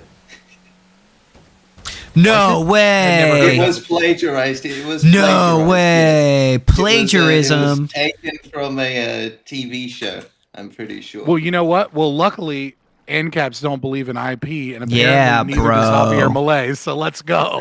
Let's go. When is he going to... wait, when is Javier Milei going to abolish intellectual property in his country? Yeah. Fuck, I think it works that way. Huh? Yeah, when will he do that? Yeah, when is he going to... Also, when is he going to legalize drugs and prostitution? Yeah. That's really important to me. That's what I'm trying to figure out. You know, might take a trip. That's what I cast my vote for. Yeah, I'm a single issue voter. You know what I mean? Okay, hold on, pause. I just looked it up. According to Grok, prostitution's already legal in Argentina. Hey, and it's not such a bad thing. And it's not such a bad thing. It's regulated because Argentina is what we should be shooting for. Yes. Yeah. So article. It's not so bad. Is rooted in article. So there's like constitutional like regulations and protections or something. Abolish the regulation. So, like, what he's capable of doing, like he can't violate the Constitution. He should abolish the regulation. It's just a piece of paper. Haven't you read Lysander Spooner? Yeah. Yeah. No treason. Yeah, I mean, it's a base document, but if you're president and you don't want a bullet in your head. For legalizing prostitution, he'll be fine. I'm sure. Bro, he literally rug pulled his country. It is legal. He literally pulled his country. I'm sure he'll get away with the prostitution thing. Oh yeah, he rug pulled the crypto coin. He did not. Like, why does everybody say he rug pulled it? He literally didn't. Oh no! Oh no! He promoted a. Oh no! I think that's. He promoted. He like made a tweet, and then they were like, he rug pulled, and it's like he wasn't the creator of that. That doesn't matter. That doesn't matter. Wait, what was the coin? No, he bought he probably bought into the coin, told people about it, and then once it got up, pulled out with all of his buddies or whoever owned it, or he got paid a lot of money to promote it. He lost money on it. Okay, well that's. I mean, maybe he was just bad at rug pulling, but. Yeah, he just fucking he promoted his shit. That doesn't change what he did. Look. Maybe he was just a massive boomer, and he didn't know what was happening. He thought, oh, these people approached me. Oh, you guys are crazy, bro. That's the most base response I've ever heard. Well, actually, he lost money on the rug pull. Yeah, don't talk to me about his dog shit at rug pulling. Bro, he lost Everybody money. Put your fucking fingers down. He won that debate. It wasn't a rug pull. He lost money. No way. But no, I wish Malay well, right? It's just when he called Hopper a liber idiot, that rubbed me the wrong way. You know, he's like my opa that I never had, Hopper. You know, he's That's kind of sad, but all right. Yeah. Isn't that interesting? I mean, Hoppa said some retarded shit, man. Like he just does. Like it's okay to recognize. All humans They do have that every so every human does that. Like, dude, go read Hoppa's fucking I guess canceling of Walter Block. And it is just full of like retarded Scott Horton talking points about Israel. Like he clearly doesn't know what the fuck he's talking about when it comes to Israel Palestine. I agree. I support a no-state solution. I agree in You said that already. You know, with his critiques of Walter Block not being a libertarian because he was being a fucking warmonger. But then like he starts getting into like the weeds of like what's happening there. It's very clear that he's writing very confidently about a topic that he has no idea what the fuck he's talking about. And it's just like, dude, you can't watch a 10-hour fucking, you can't listen to one Martyr Made podcast and like watch, Scott Horton interview once and be like, I now know everything about the conflict. I am the expert on Israel Palestine. Yeah, like he's like very confidently talking about shit. It's just like, was he just sorry? Was he just wrong about the history? Is that what you're saying, or what? I would say some of the history and some of the ethics, and then just very selective about it. And it was needlessly done, right? It's like you could have just said, Walter Block is being a fucking warmonger. He's out. You don't need to then be like, and now let me talk about Israel's actions in Gaza. It's like, dude. I will now speak on precise statistics with absolute confidence. It wasn't that bad. But it was like, I'd have to go look at it again. I did like a video reaction to it. But again, this was like 2 years ago, maybe almost at this point. Like this was not very long after October 7th. And it was just like, it was very clear. It's like, dude, you don't understand the conflict. I think we should have a no-state solution. Hopper's open letter to Walter Block was like pretty much killed any shred of Zionism left in me. Yeah. So. Okay. I mean, like I said, in spirit, I think he was right. I haven't read it. He's not God. Well, I don't know, man. He's clearly gone. I'm just saying there are times where it's appropriate to call Hoppa retarded. Yeah, like his border tank. But a theory of socialism and capitalism is 10 out of 10, bro. Right. But like, he's just so wholesome. Bloody Shepherd, you should read more Hoppa. By more you mean any. I don't even know who the fuck this guy is. Oh, bro. All right, let's boot up the Hoppa TikTok montages. Yeah. Shit. I've been zoning out every time that name comes up. I've just immediately clocked out mentally. If you find someone that is autistic and libertarian, right? Very big Venn diagram overlap there. Yeah. And considers themselves a right winger, then they probably have like a poster of Hans Hermann Hoppe with sunglasses on, hanging on their wall. And when they masturbate, they make sure Hoppa's watching. They make eye contact with it every so often. He's my well, no, that's what the sunglasses picture's for, right? It's plausible deniability. That way it's not gay. Only on the weekends, boys. I can't turn on my camera to show you my screensaver on my phone, but like it's Hans Hermann Hoppe feeding a goat. Feeding a goat. My screensaver on my phone is are pictures of my children because unlike you, I'm an actual man. My screensaver is a video of me fucking this guy's mom. I'm doing my duty Damn, to bro. breed. Damn, All right, bro. first of all, you you only doing? have 2 children. That seemed a Scott. little. That All seemed right, a little so you need to, like, targeted. You need to step your game up, right? Secondly, Yeah, you haven't even increased the population yet. You've just met it. Yeah. Technically, I've fallen beneath it because you need 2.04. Yeah, which makes no sense, but yes. Right, but one time I did save a crackhead's life. That was OD. Bad move. Right. One So time I that's gave. like One time I gave a homeless person a free beer. like that might have reduced the population, but in a good way. No, because my job, they gave me a free Bud Light, 24-pack of Bud Light, and I don't drink beer. I don't like beer at all. I don't drink alcohol. So I saw like a homeless guy, and I was like, "Hey, do you want this?" And he's like, "Yeah." And I was like, "All right, here you go." I can't drink beer anymore, and it sucks. Oh, really? You seem like the kind of guy who would love beer, Scott. Mhm. Well, what beer did you? I was never. I liked bourbon barrel and like Christmas stouts and shit. Damn, you're so millennial. What? Christmas snouts? Like yeah. It's like when Christmas comes around, you go to like a microbrewery, and then you get like a stout with like some cinnamon in it, you know, some gingerbread stout, you know. Oh, That's crazy. stout. I thought you said snout. But I mean, like if I drink, I drink mead or I drink whiskey. Drinking mead. I only know what mead mead. is because of Skyrim. I'm not gonna lie. If So I what never is played mead? Skyrim, Go on. I probably wouldn't know what mead is. You know what it is, KingSithis, huh? Alcohol.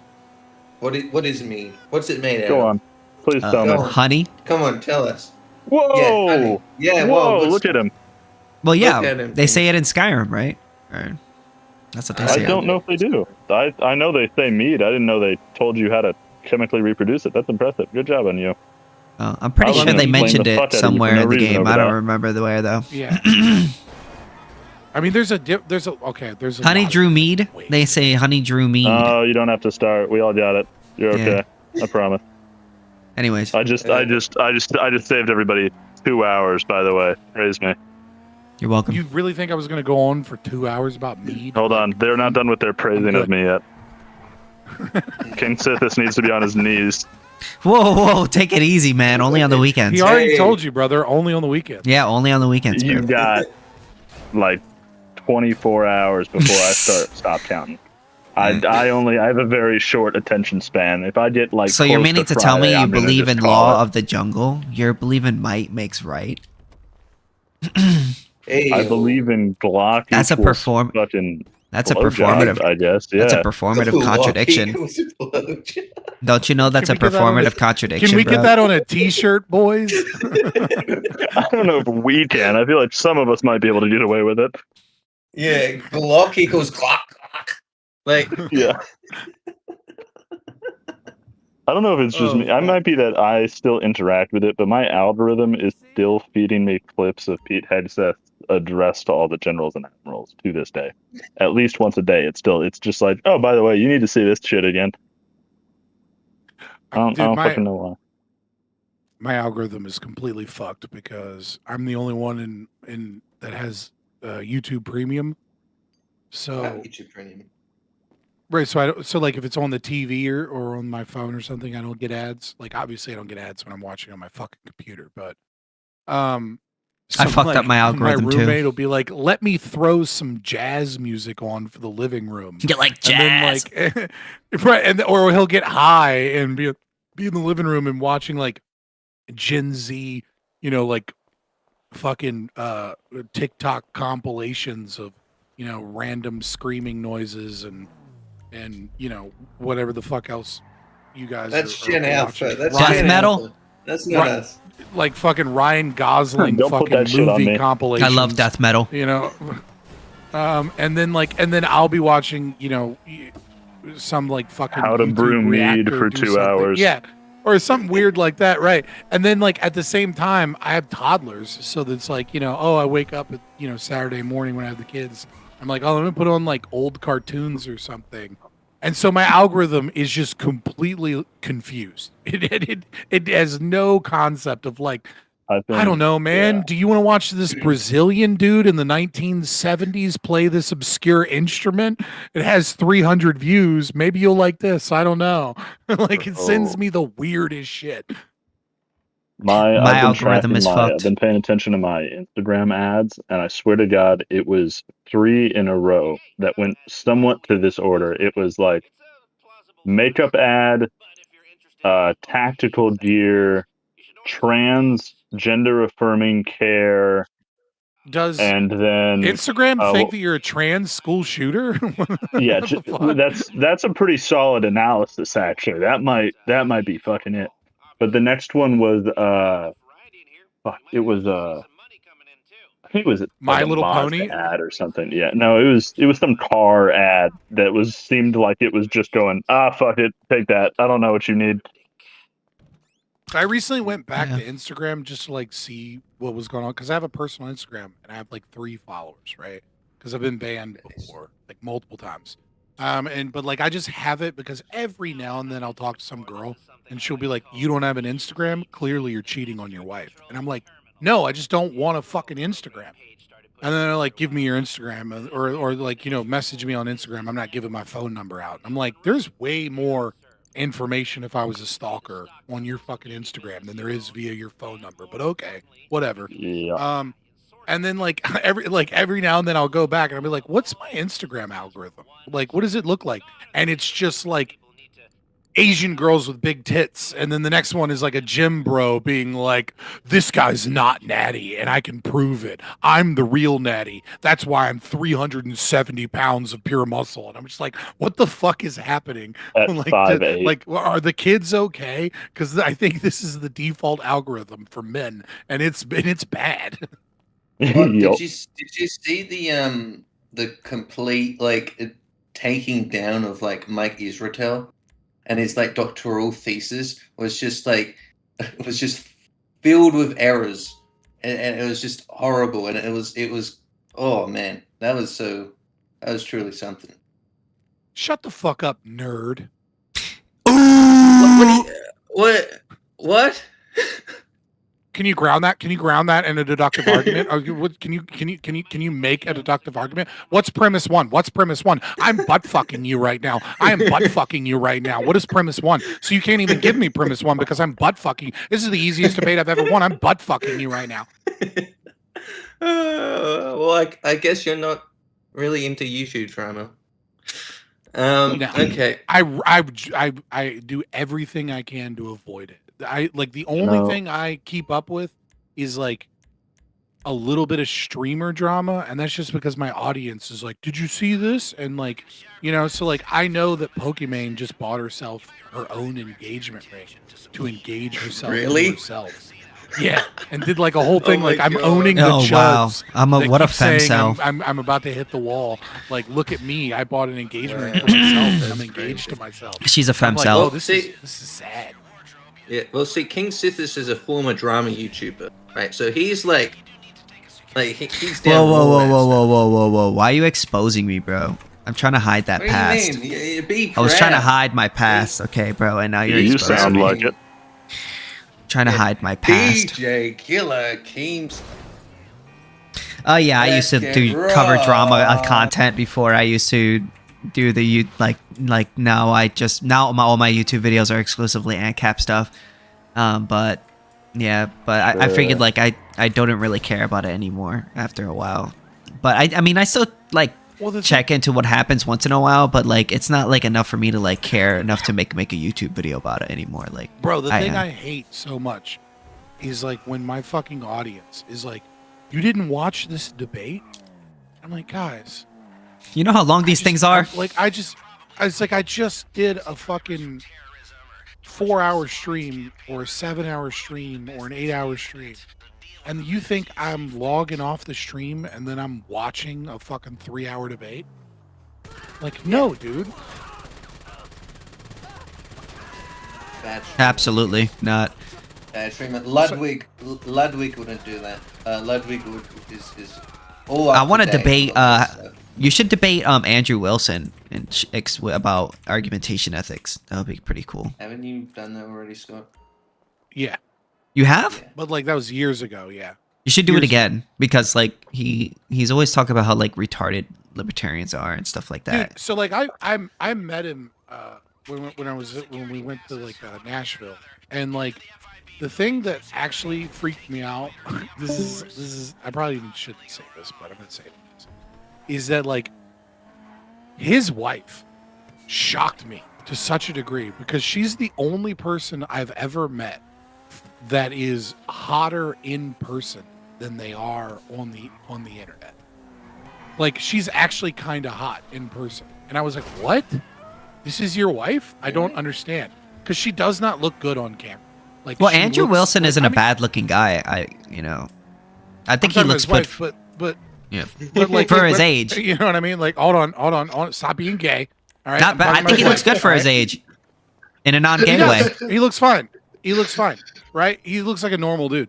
But like when I saw his wife, I was like, "What?" I was like genuinely shocked. And it wasn't even like a sexual thing. Like, "Oh, I want your wife." Yeah. It wasn't anything like that. It was just like, "What?"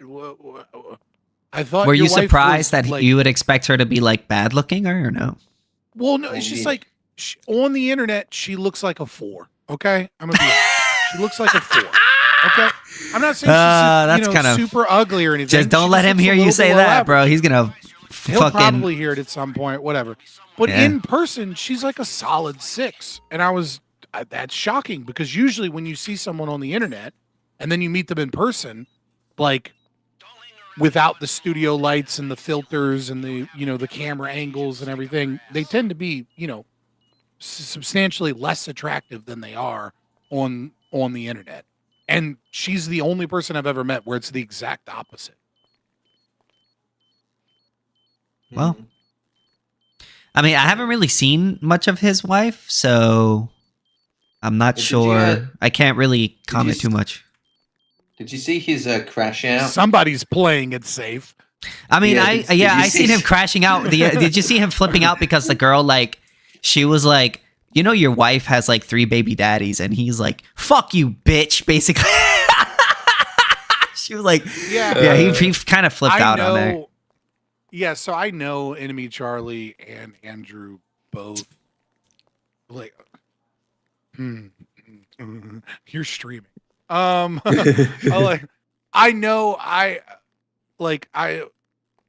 know Enemy Charlie fairly well. And she's not really a debater, right? She Yeah. does a bunch of stuff with the cute bot and stuff like that. But she's not there. Mhm. She's certainly not prepared to deal with somebody like Andrew Wilson, who, Yeah. love him or hate him, he's very good at rhetoric. Yep. Yeah. I Yeah. wouldn't say that like he's a very skilled rhetorician. And so I mean he spent like 20 minutes where he just dog walked. It was very clear that she was getting frustrated. At the same time, they had agreed before that. It was like, look, I'm going to try and convince you of my worldview, and you're going to try and convince me of your worldview. Like, what could I say to convince you of my worldview? And like he went on about like he didn't really attack her dad, but like he was definitely using her dad against her, like against her world, right? Which is, I think, is fair game. And then she responded with that, and like, yeah, he fucking lost it. But he was also very frustrated with her, and she had said a lot of other crazy shit before that. Yeah. I get it's a said, sensitive he spot was because it's his wife. He was trying to drown out her argument, and as much as I think it was definitely a low blow, is like because he was kind of treating her with kid gloves up until that point, right? He could have gone a lot harder the whole time, and he was trying, right? And then she opened the door to be like, "Okay, cool, go fuck yourself." Yeah. At the same time, her actual argument is a sound argument, which isn't like, "Oh, you're a piece of shit" or "she's a piece of shit." Rather, her argument was, you want to have all of these moral impositions by the state, and you would make divorce illegal. But she's been divorced multiple times. The very relationship that you have wouldn't be legal under your framework. Yeah. So therefore, you should adopt my framework of like liberalism, like progressive liberalism or whatever. Because at least under my framework, your wife would have the freedom to do what she's already done. And like that's kind of a fair argument, right? It is, against like Christian nationalism. 100%. So like I get why he kirked out on her because he was being patient and like she was being retarded for like a lot of it. But I think he made a terrible dude response.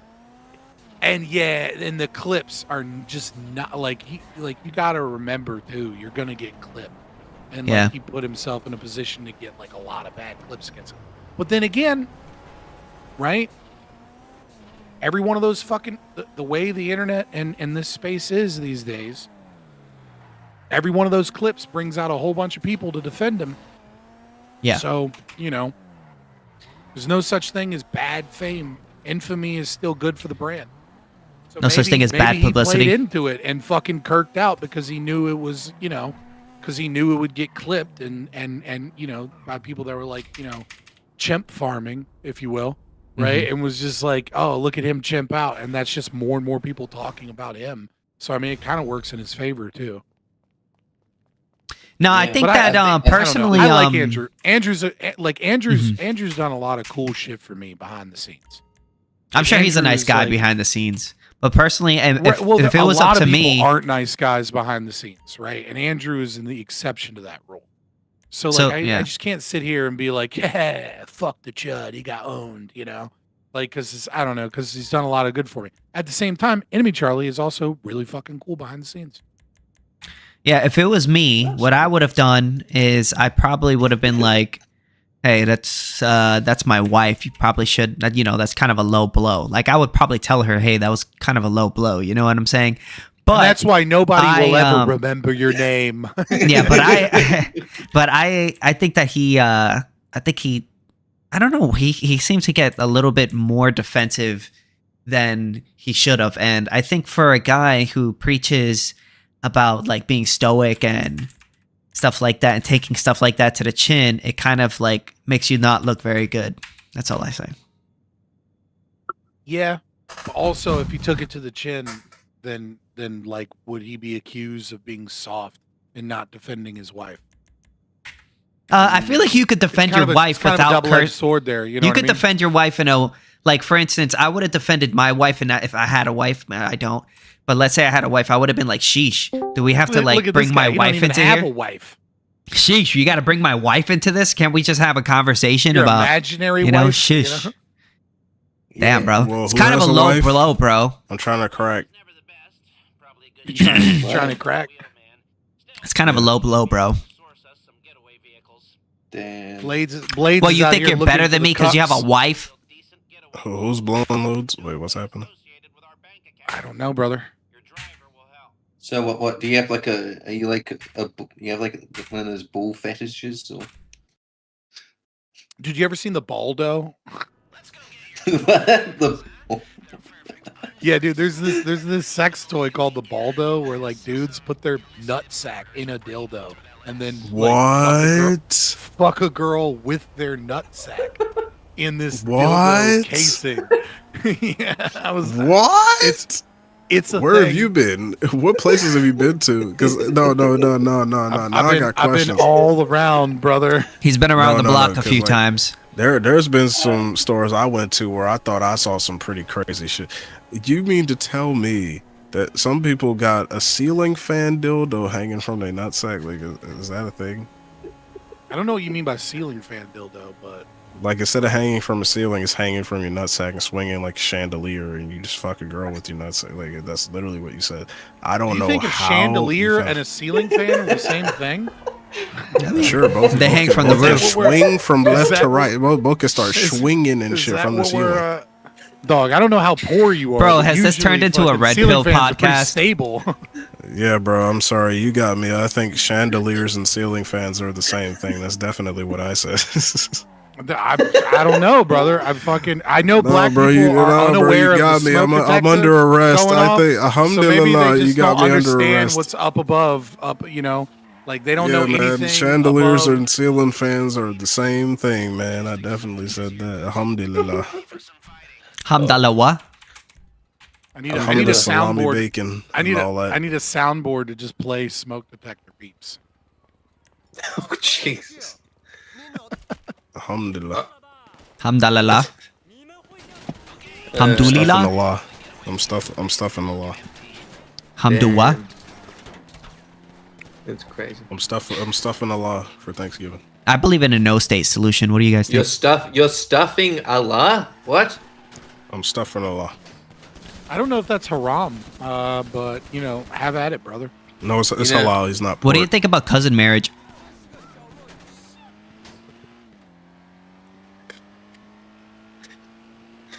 Your Blade. silence is deafening.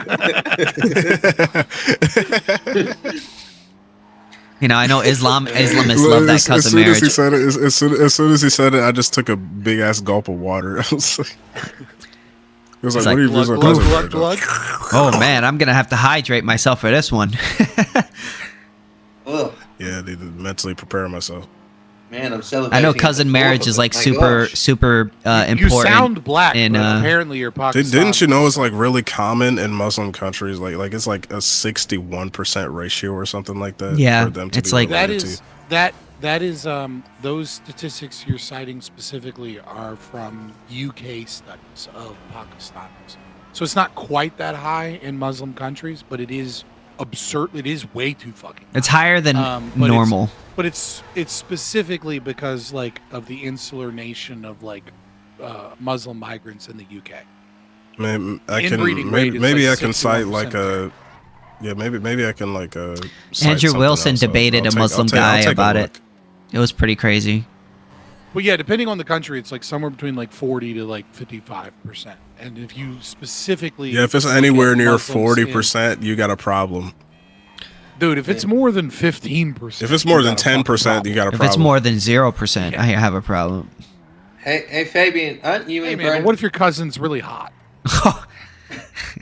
Just gonna say Then no. you space What are you Apache. gonna turn her That's a down? different thing. You know what they say, brother? Ain't no skin like kin. Just wear protection and it's fine.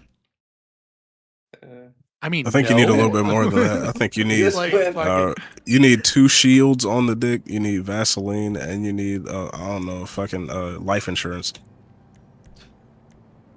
life insurance system. You need hella protection, and you need body armor. You need like a whole a fucking chainmail breastplate. Breast milk. Right, I was gonna ask, when you say body armor, do you mean like clothes that black people wear, or we? No, you talking need about, like, 2 shields knight on the in dick, shining and you need medieval chainmail around your shirt. Like if you want to take your other armor off, then you need a bulletproof vest under that, and then you just. Hey need a bunch yo, of what do you protection. think about prostitution? Should we legalize prostitution? Only in Brazil. Why only in Only in Brazil? We want Why to only- centralize the HIV to one country. That's not true. Bro, I was looking at statistics in some I of these think it's African countries. I think it's sort of Brother got legal in Japan sensitive. as well. Mm. But nah, Brazil gets like. I think that's another thing too, because like Brazil is another one of those countries. They're not as inbred, but having Brazilian inbred baddies. relations is legalized in Brazil, or at least in somewhere in South America, somewhere I forget. Yeah, just that fucking continent, somewhere in that continent. Yeah, somewhere in that continent. I don't know if it's Chile, Yeah. Brazil, Uruguay, something like that. I don't remember. You're a gay? Have you guys watched the movie? What's it like? Blood No. Diamond. Yes, we Blood watched Diamond. Blood Gina, the movie. where, Blood- celebrities Whoa! did appear. Blood Leonardo Diamond? DiCaprio. I'm Like Rhodesian. man. Yeah. Actually, say- I'm Rhodesian. Yeah. Don't we say Zimbabwe now? Do Where is we? my son? Dio. Dio. Great movie. Great movie. Gosh. You ever seen The Human apparently Centipede? There's a fan theory of Where is my son? where he has AIDS, and that's why he was so willing to sacrifice himself at the end. So You made this awkward. Dio. yeah. And great movie. Love that. Yeah, I think we need to legalize organ sales. Made him bleed. We need to legalize what? Organ sales. If I want to sell my testicle, I should be allowed to. I mean, What if why I would- want to buy it? Why is that the thing we're selling, though? You know what I mean? Like, Why not? Well, you only need one. It's. I mean, you only need You know, one. I Yeah, assume exactly. You only need one of them. Yeah, I mean, and your quality of life, I assume, would be pretty. I'm sure it's similar. like pretty. Right? It's gonna pay you like a lot of money to do But- it. You know what I mean? but if you give up one of your testicles, how are you gonna fuck your girlfriend with your baldo? You still have one left. True. No. It doesn't, I mean, it doesn't grasp properly. It's gonna be a It loose doesn't fit. clip on. You know what I mean? You know? No, you Oh, could man, replace that's it. You so could put a cool. marble in it. You know what I'm saying? So it feels the same. Yeah, you How get what, small like, are your those dog fucking replaces. balls? No, you could just that put a they're- ball-sized to be replaced with marble. a You could just marble? put you could put a ball-sized marble. No, but that would get uncomfortable. Just measure right? one of the Because if you get- testicles and then put another, fake one in there. Right, because if you get the right stride right, your marble testicle just could maybe like smack into your regular one, and like it just all kinds of pain will happen. Yeah, bro. So, Sometimes in life, ooh, you gotta make sacrifices for the greater good of mankind. the FabianLiberty's Oh. Petersburg. Fucking, we got the cow in chat. Listen, bro. They got the town. Oh, let me start on Sydney Sweeney. Oh my god.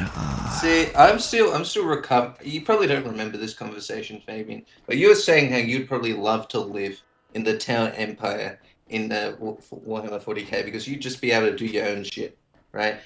And I'm still. I never still said I'd recovering love from it. I never You'd said I'd love love it. I didn't ever said that. I said if I had to choose, like it's either that or hanging out with the Votan. The Votan? Do you want to? No, you're too tall.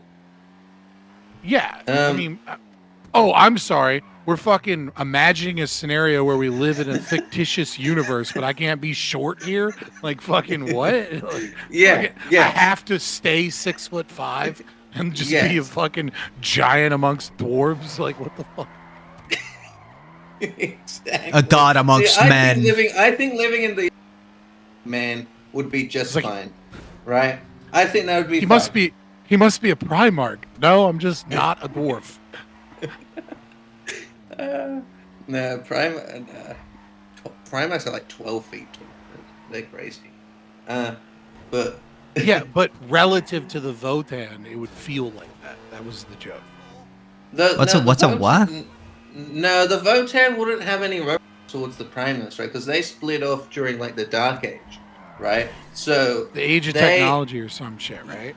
Yeah, they split off, right? And like well before the Emperor Prime came about, so they would have no real reverence towards the. Well, I Primus. mean, yeah, but wasn't he like made in like ancient Sumeria or some shit according to the The lore? Emperor, it's the law gets a bit fuzzy, and I think it's just mainly speculation. But that's like all of these shamans got together, and then they combined into this into the Emperor, and he was Jesus Christ and all of that stuff, and Muhammad. Yeah, I'm just saying, like, Warhammer is a fucked universe. Like, you're pretty much fucked no matter what happens. No, I genuinely believe if you're just the average Imperial citizen, your life is probably all right. I believe that, and we only get shown the crazy stuff, right? Because it's the most interesting stuff, right? But for 99% of the Imperium, you're probably living in a situation where you just have this galactic governor, dictator guy, and You're just living on a planet somewhere that fucking has like servitors doing a bunch of farming, and you're just chilling, like as like a person that makes shoes.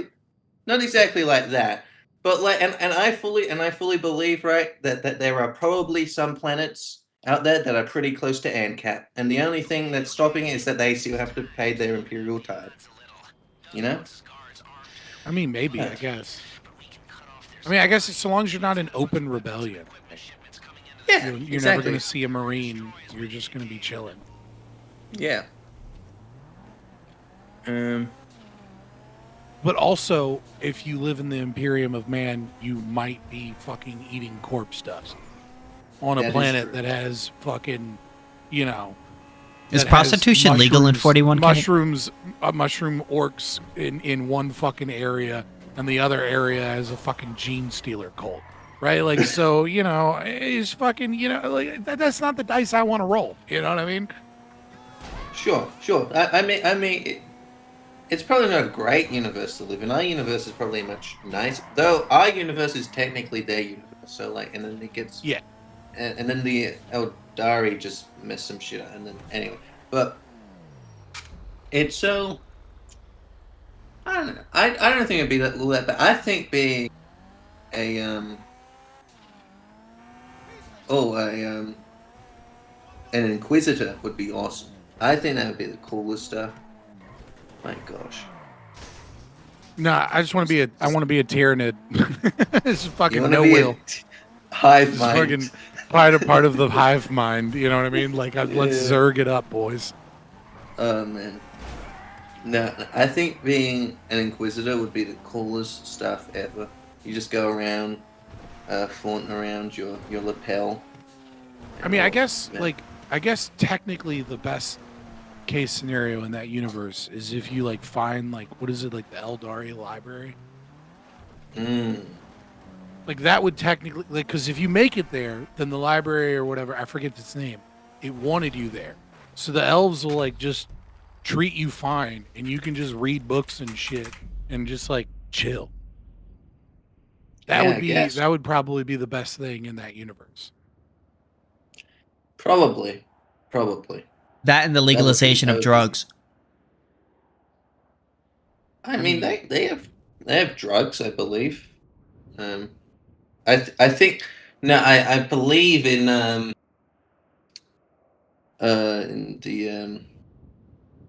oh, why am I blanking? Who's the God King? I've read all of the book. No. I've read all of the books in this 140K series. It was the who's the famous Inquisitor guy? I'm blanking on his name. Fuck if I know, dude. I only know like Gregory, a little bit from podcasts. Greg, I don't.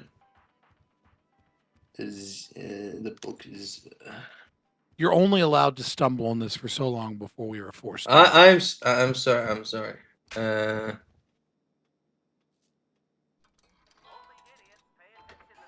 Eisenhorn. There we go. Eisenhorn. Right. There is like I think there's like a subplot to do with like drug smuggling and all of that stuff, right? Because I think the reason why they regulate it, right, is because it gets some stuff would happen with Slanesh because I don't know, he may be enjoying life too much, and so Slanesh could be like, "Hey, you want to enjoy life even?" And it just opens your heart to chaos, I guess. Yeah, I mean, you know, I mean, if you live in a universe where one person can wipe out an entire fucking planet because they get a little too out of their mind, then like, you know, drug legalization might not be a good idea. like at a certain point, doing drugs is the same as arming a nuclear weapon.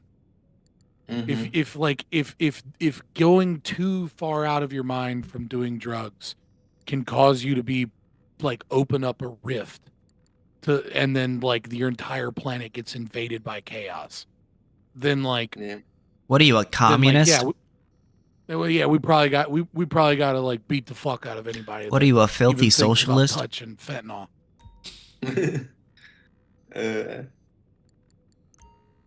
No, I'm being completely rational within the perspective of the non-aggression principle, right? Like you can have guns, but if you point guns at people, then you're fucking engaged in an act of aggression. If you're doing drugs, like psychotropic drugs, right? Not like smoking weed, but like if you're doing acid, okay, in Warhammer 40K, you might be putting the lives, like you might be putting billions of people's lives at like risk of brutal, horrific, nightmare realm murder. You're threatening that upon like however many people live on your planet. So like, yeah, acid's got to go. Like that shit's illegal. Yeah. Well, bro, what are you, a communist?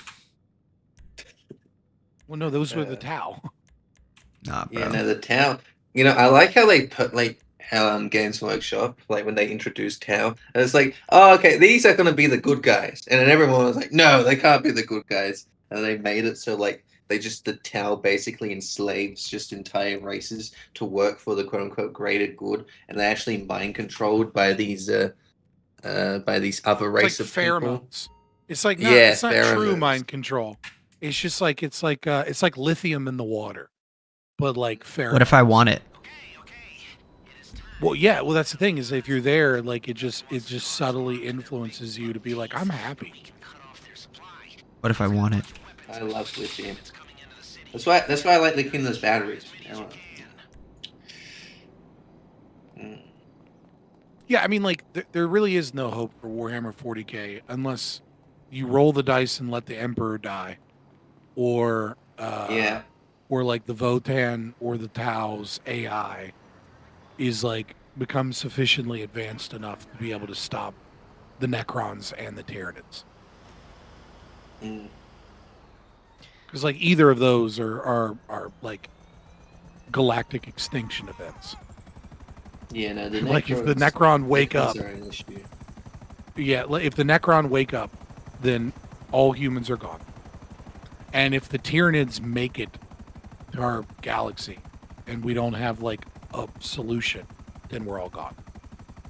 Yeah. Genuinely, No, like what are those fucking things those that the Tau have where like they can like eat food and then like change their abilities from eating food or whatever? Oh, I know what you told. I forget. If the Tyranids consume any planet with those things on it, then the Tyranids probably no longer need to like eat a planet to gain whatever abilities they want. So like that's it. We're over. Because if they just eat one of those fuckers, then they gain the ability to fucking rework their genetics on whim. So like we're all dead. You know what I mean? Like the Kroot. Yeah. So like literally there's only two options where humanity isn't completely wiped out. The Emperor dies, and hopefully that works. Like, you know what I mean? Like it probably won't. Well, there is the Terminus decree, right, where the Grey Knights have to do everything in their power to keep the Emperor on his like kind of dying state in his throne. So even if he's like wakes up and survives, right, somehow, right, he needs the Grey Knights need to put him back. where he belongs. I just mean like he's the only thing that's keeping, keeping space travel possible, like going through the warp. Yeah. Right. So the moment he dies, every planet is now completely isolated. So, like, it's the end of humanity, unless he becomes a god. Yeah. Wow, bro. We should play the turntable. Dude, I would love to play the tabletop Warhammer. You know what I was thinking about doing is playing some like Red Dead RP or something like that. I have some of the figures. I need to finish painting them. But I was thinking about trying Red Dead RP. It is very expensive. It's very expensive in Australia. It's very expensive everywhere, dude. Like, but especially in Australia and New Zealand, maybe it is. Yeah, it's. And the only thing that like the armies that I would actually want to play are the more expensive ones. You know, like I don't want to play fucking Marines or the fucking Custodes. Like I want to play like Sisters of Silence or something. And like building a 2,000 point army of that would be absurd. Yeah, I have Grey Knights, which are pretty. I like Grey Knights, but Yeah, no, it was just for like the set and all of like the painting stuff and all of that's it probably set me back close to $400 for like 500 points, 600 points. Right, and if I'm gonna play like the sisters, I'm gonna need like $3,000. Yeah. like what? Like I don't have that. That's man. Damn Games Workshop. All right, guys, I'm going to bed. Hey, Alright, Fabian nice, Liberty. Nice chatting. Thank you very much for coming on to my show, Debate and ANCAP. I appreciate you. Yeah, I wasn't streaming or anything. I was just bored and I had a shit day, and I'm not doing shit tomorrow for Thanksgiving because my Thanksgiving is gonna be like when I have the kids. Hell yeah. So I was like, whatever, fuck it, I'll answer the call. I appreciate Wait, that. Scott, just before you leave, how do you prepare your turkey? Bro, Mark's the chef, so I came in there and like the turkey was in a giant bucket in the fridge in apple cider vinegar and apple cider with like a bunch of fucking herbs and shit. So I don't know what the fuck he's doing with the turkey. Yeah, like he's like having a chef for a roommate is really fucking cool sometimes. Sometimes it's like, all right, just trust the process, I guess. Yeah, Mark, what a go. Dude, he is. What sucks though is when you're fucking allergic to goddamn gluten and allergic to rice, and then you wake up because you were streaming till 2:00 in the morning, and the entire apartment smells because he's experimenting as a pastry chef with like a new cupcake, and there's just the smell of cupcakes in the air that you can't eat. The entire fucking apartment just smells like butterscotch and cake. And you're just like, what the fuck, man? How can you be allergic to rice? That's crazy. Well, I'm not allergic. I have a mast cell activation syndrome. I have a autoimmune disease. And like, so rice is just one of my triggers. It's not like I'm allergic to rice. I'm just like, one of my triggers is rice. One of them is gluten. One of them is spinach. One of them is all alliums, so garlic, onions, all that. So flavor, you can't have any like good flavor. I literally can't have anything processed either. Like nothing, like literally everything I eat has to be from scratch, essentially. Damn. No more chicken nuggets for you. Yeah, no. Or if I eat like a chicken nugget, I'll be sick as fuck for 3 days straight. Yeah. Well, thank you so much for coming on my show, man. I appreciate you. Again. Well, I had to make sure it was depressing before I got Yeah. Yeah, Scott does. I don't prepare my turkey because that's kind of like a woman thing to do. So I kind of just let women do that for me. That's retarded. Fair. Yeah. Kind of Men a are woman better thing to do. Men are okay. Hell yeah. Men are better cooks. Final. But no, I think there's something to that, right? Because see, with women, it's like their knowledge gets passed down for generation and generation, right, on how to cook stuff, right? So like their mother teach them and their grand and so on. Right? But with men, right, they just go on the internet, see how Gordon Ramsay does it, and go, okay, here's this Michelin style meal that just instantly blows out anything that your woman's cooked. It's just All right, guys, I'm gonna take a break too. I might be back on later, but I don't know. Have a good night, everyone. Well, for a little bit, I gotta fix some stuff. So. All right, I'll be back in a little bit. I'll see y'all.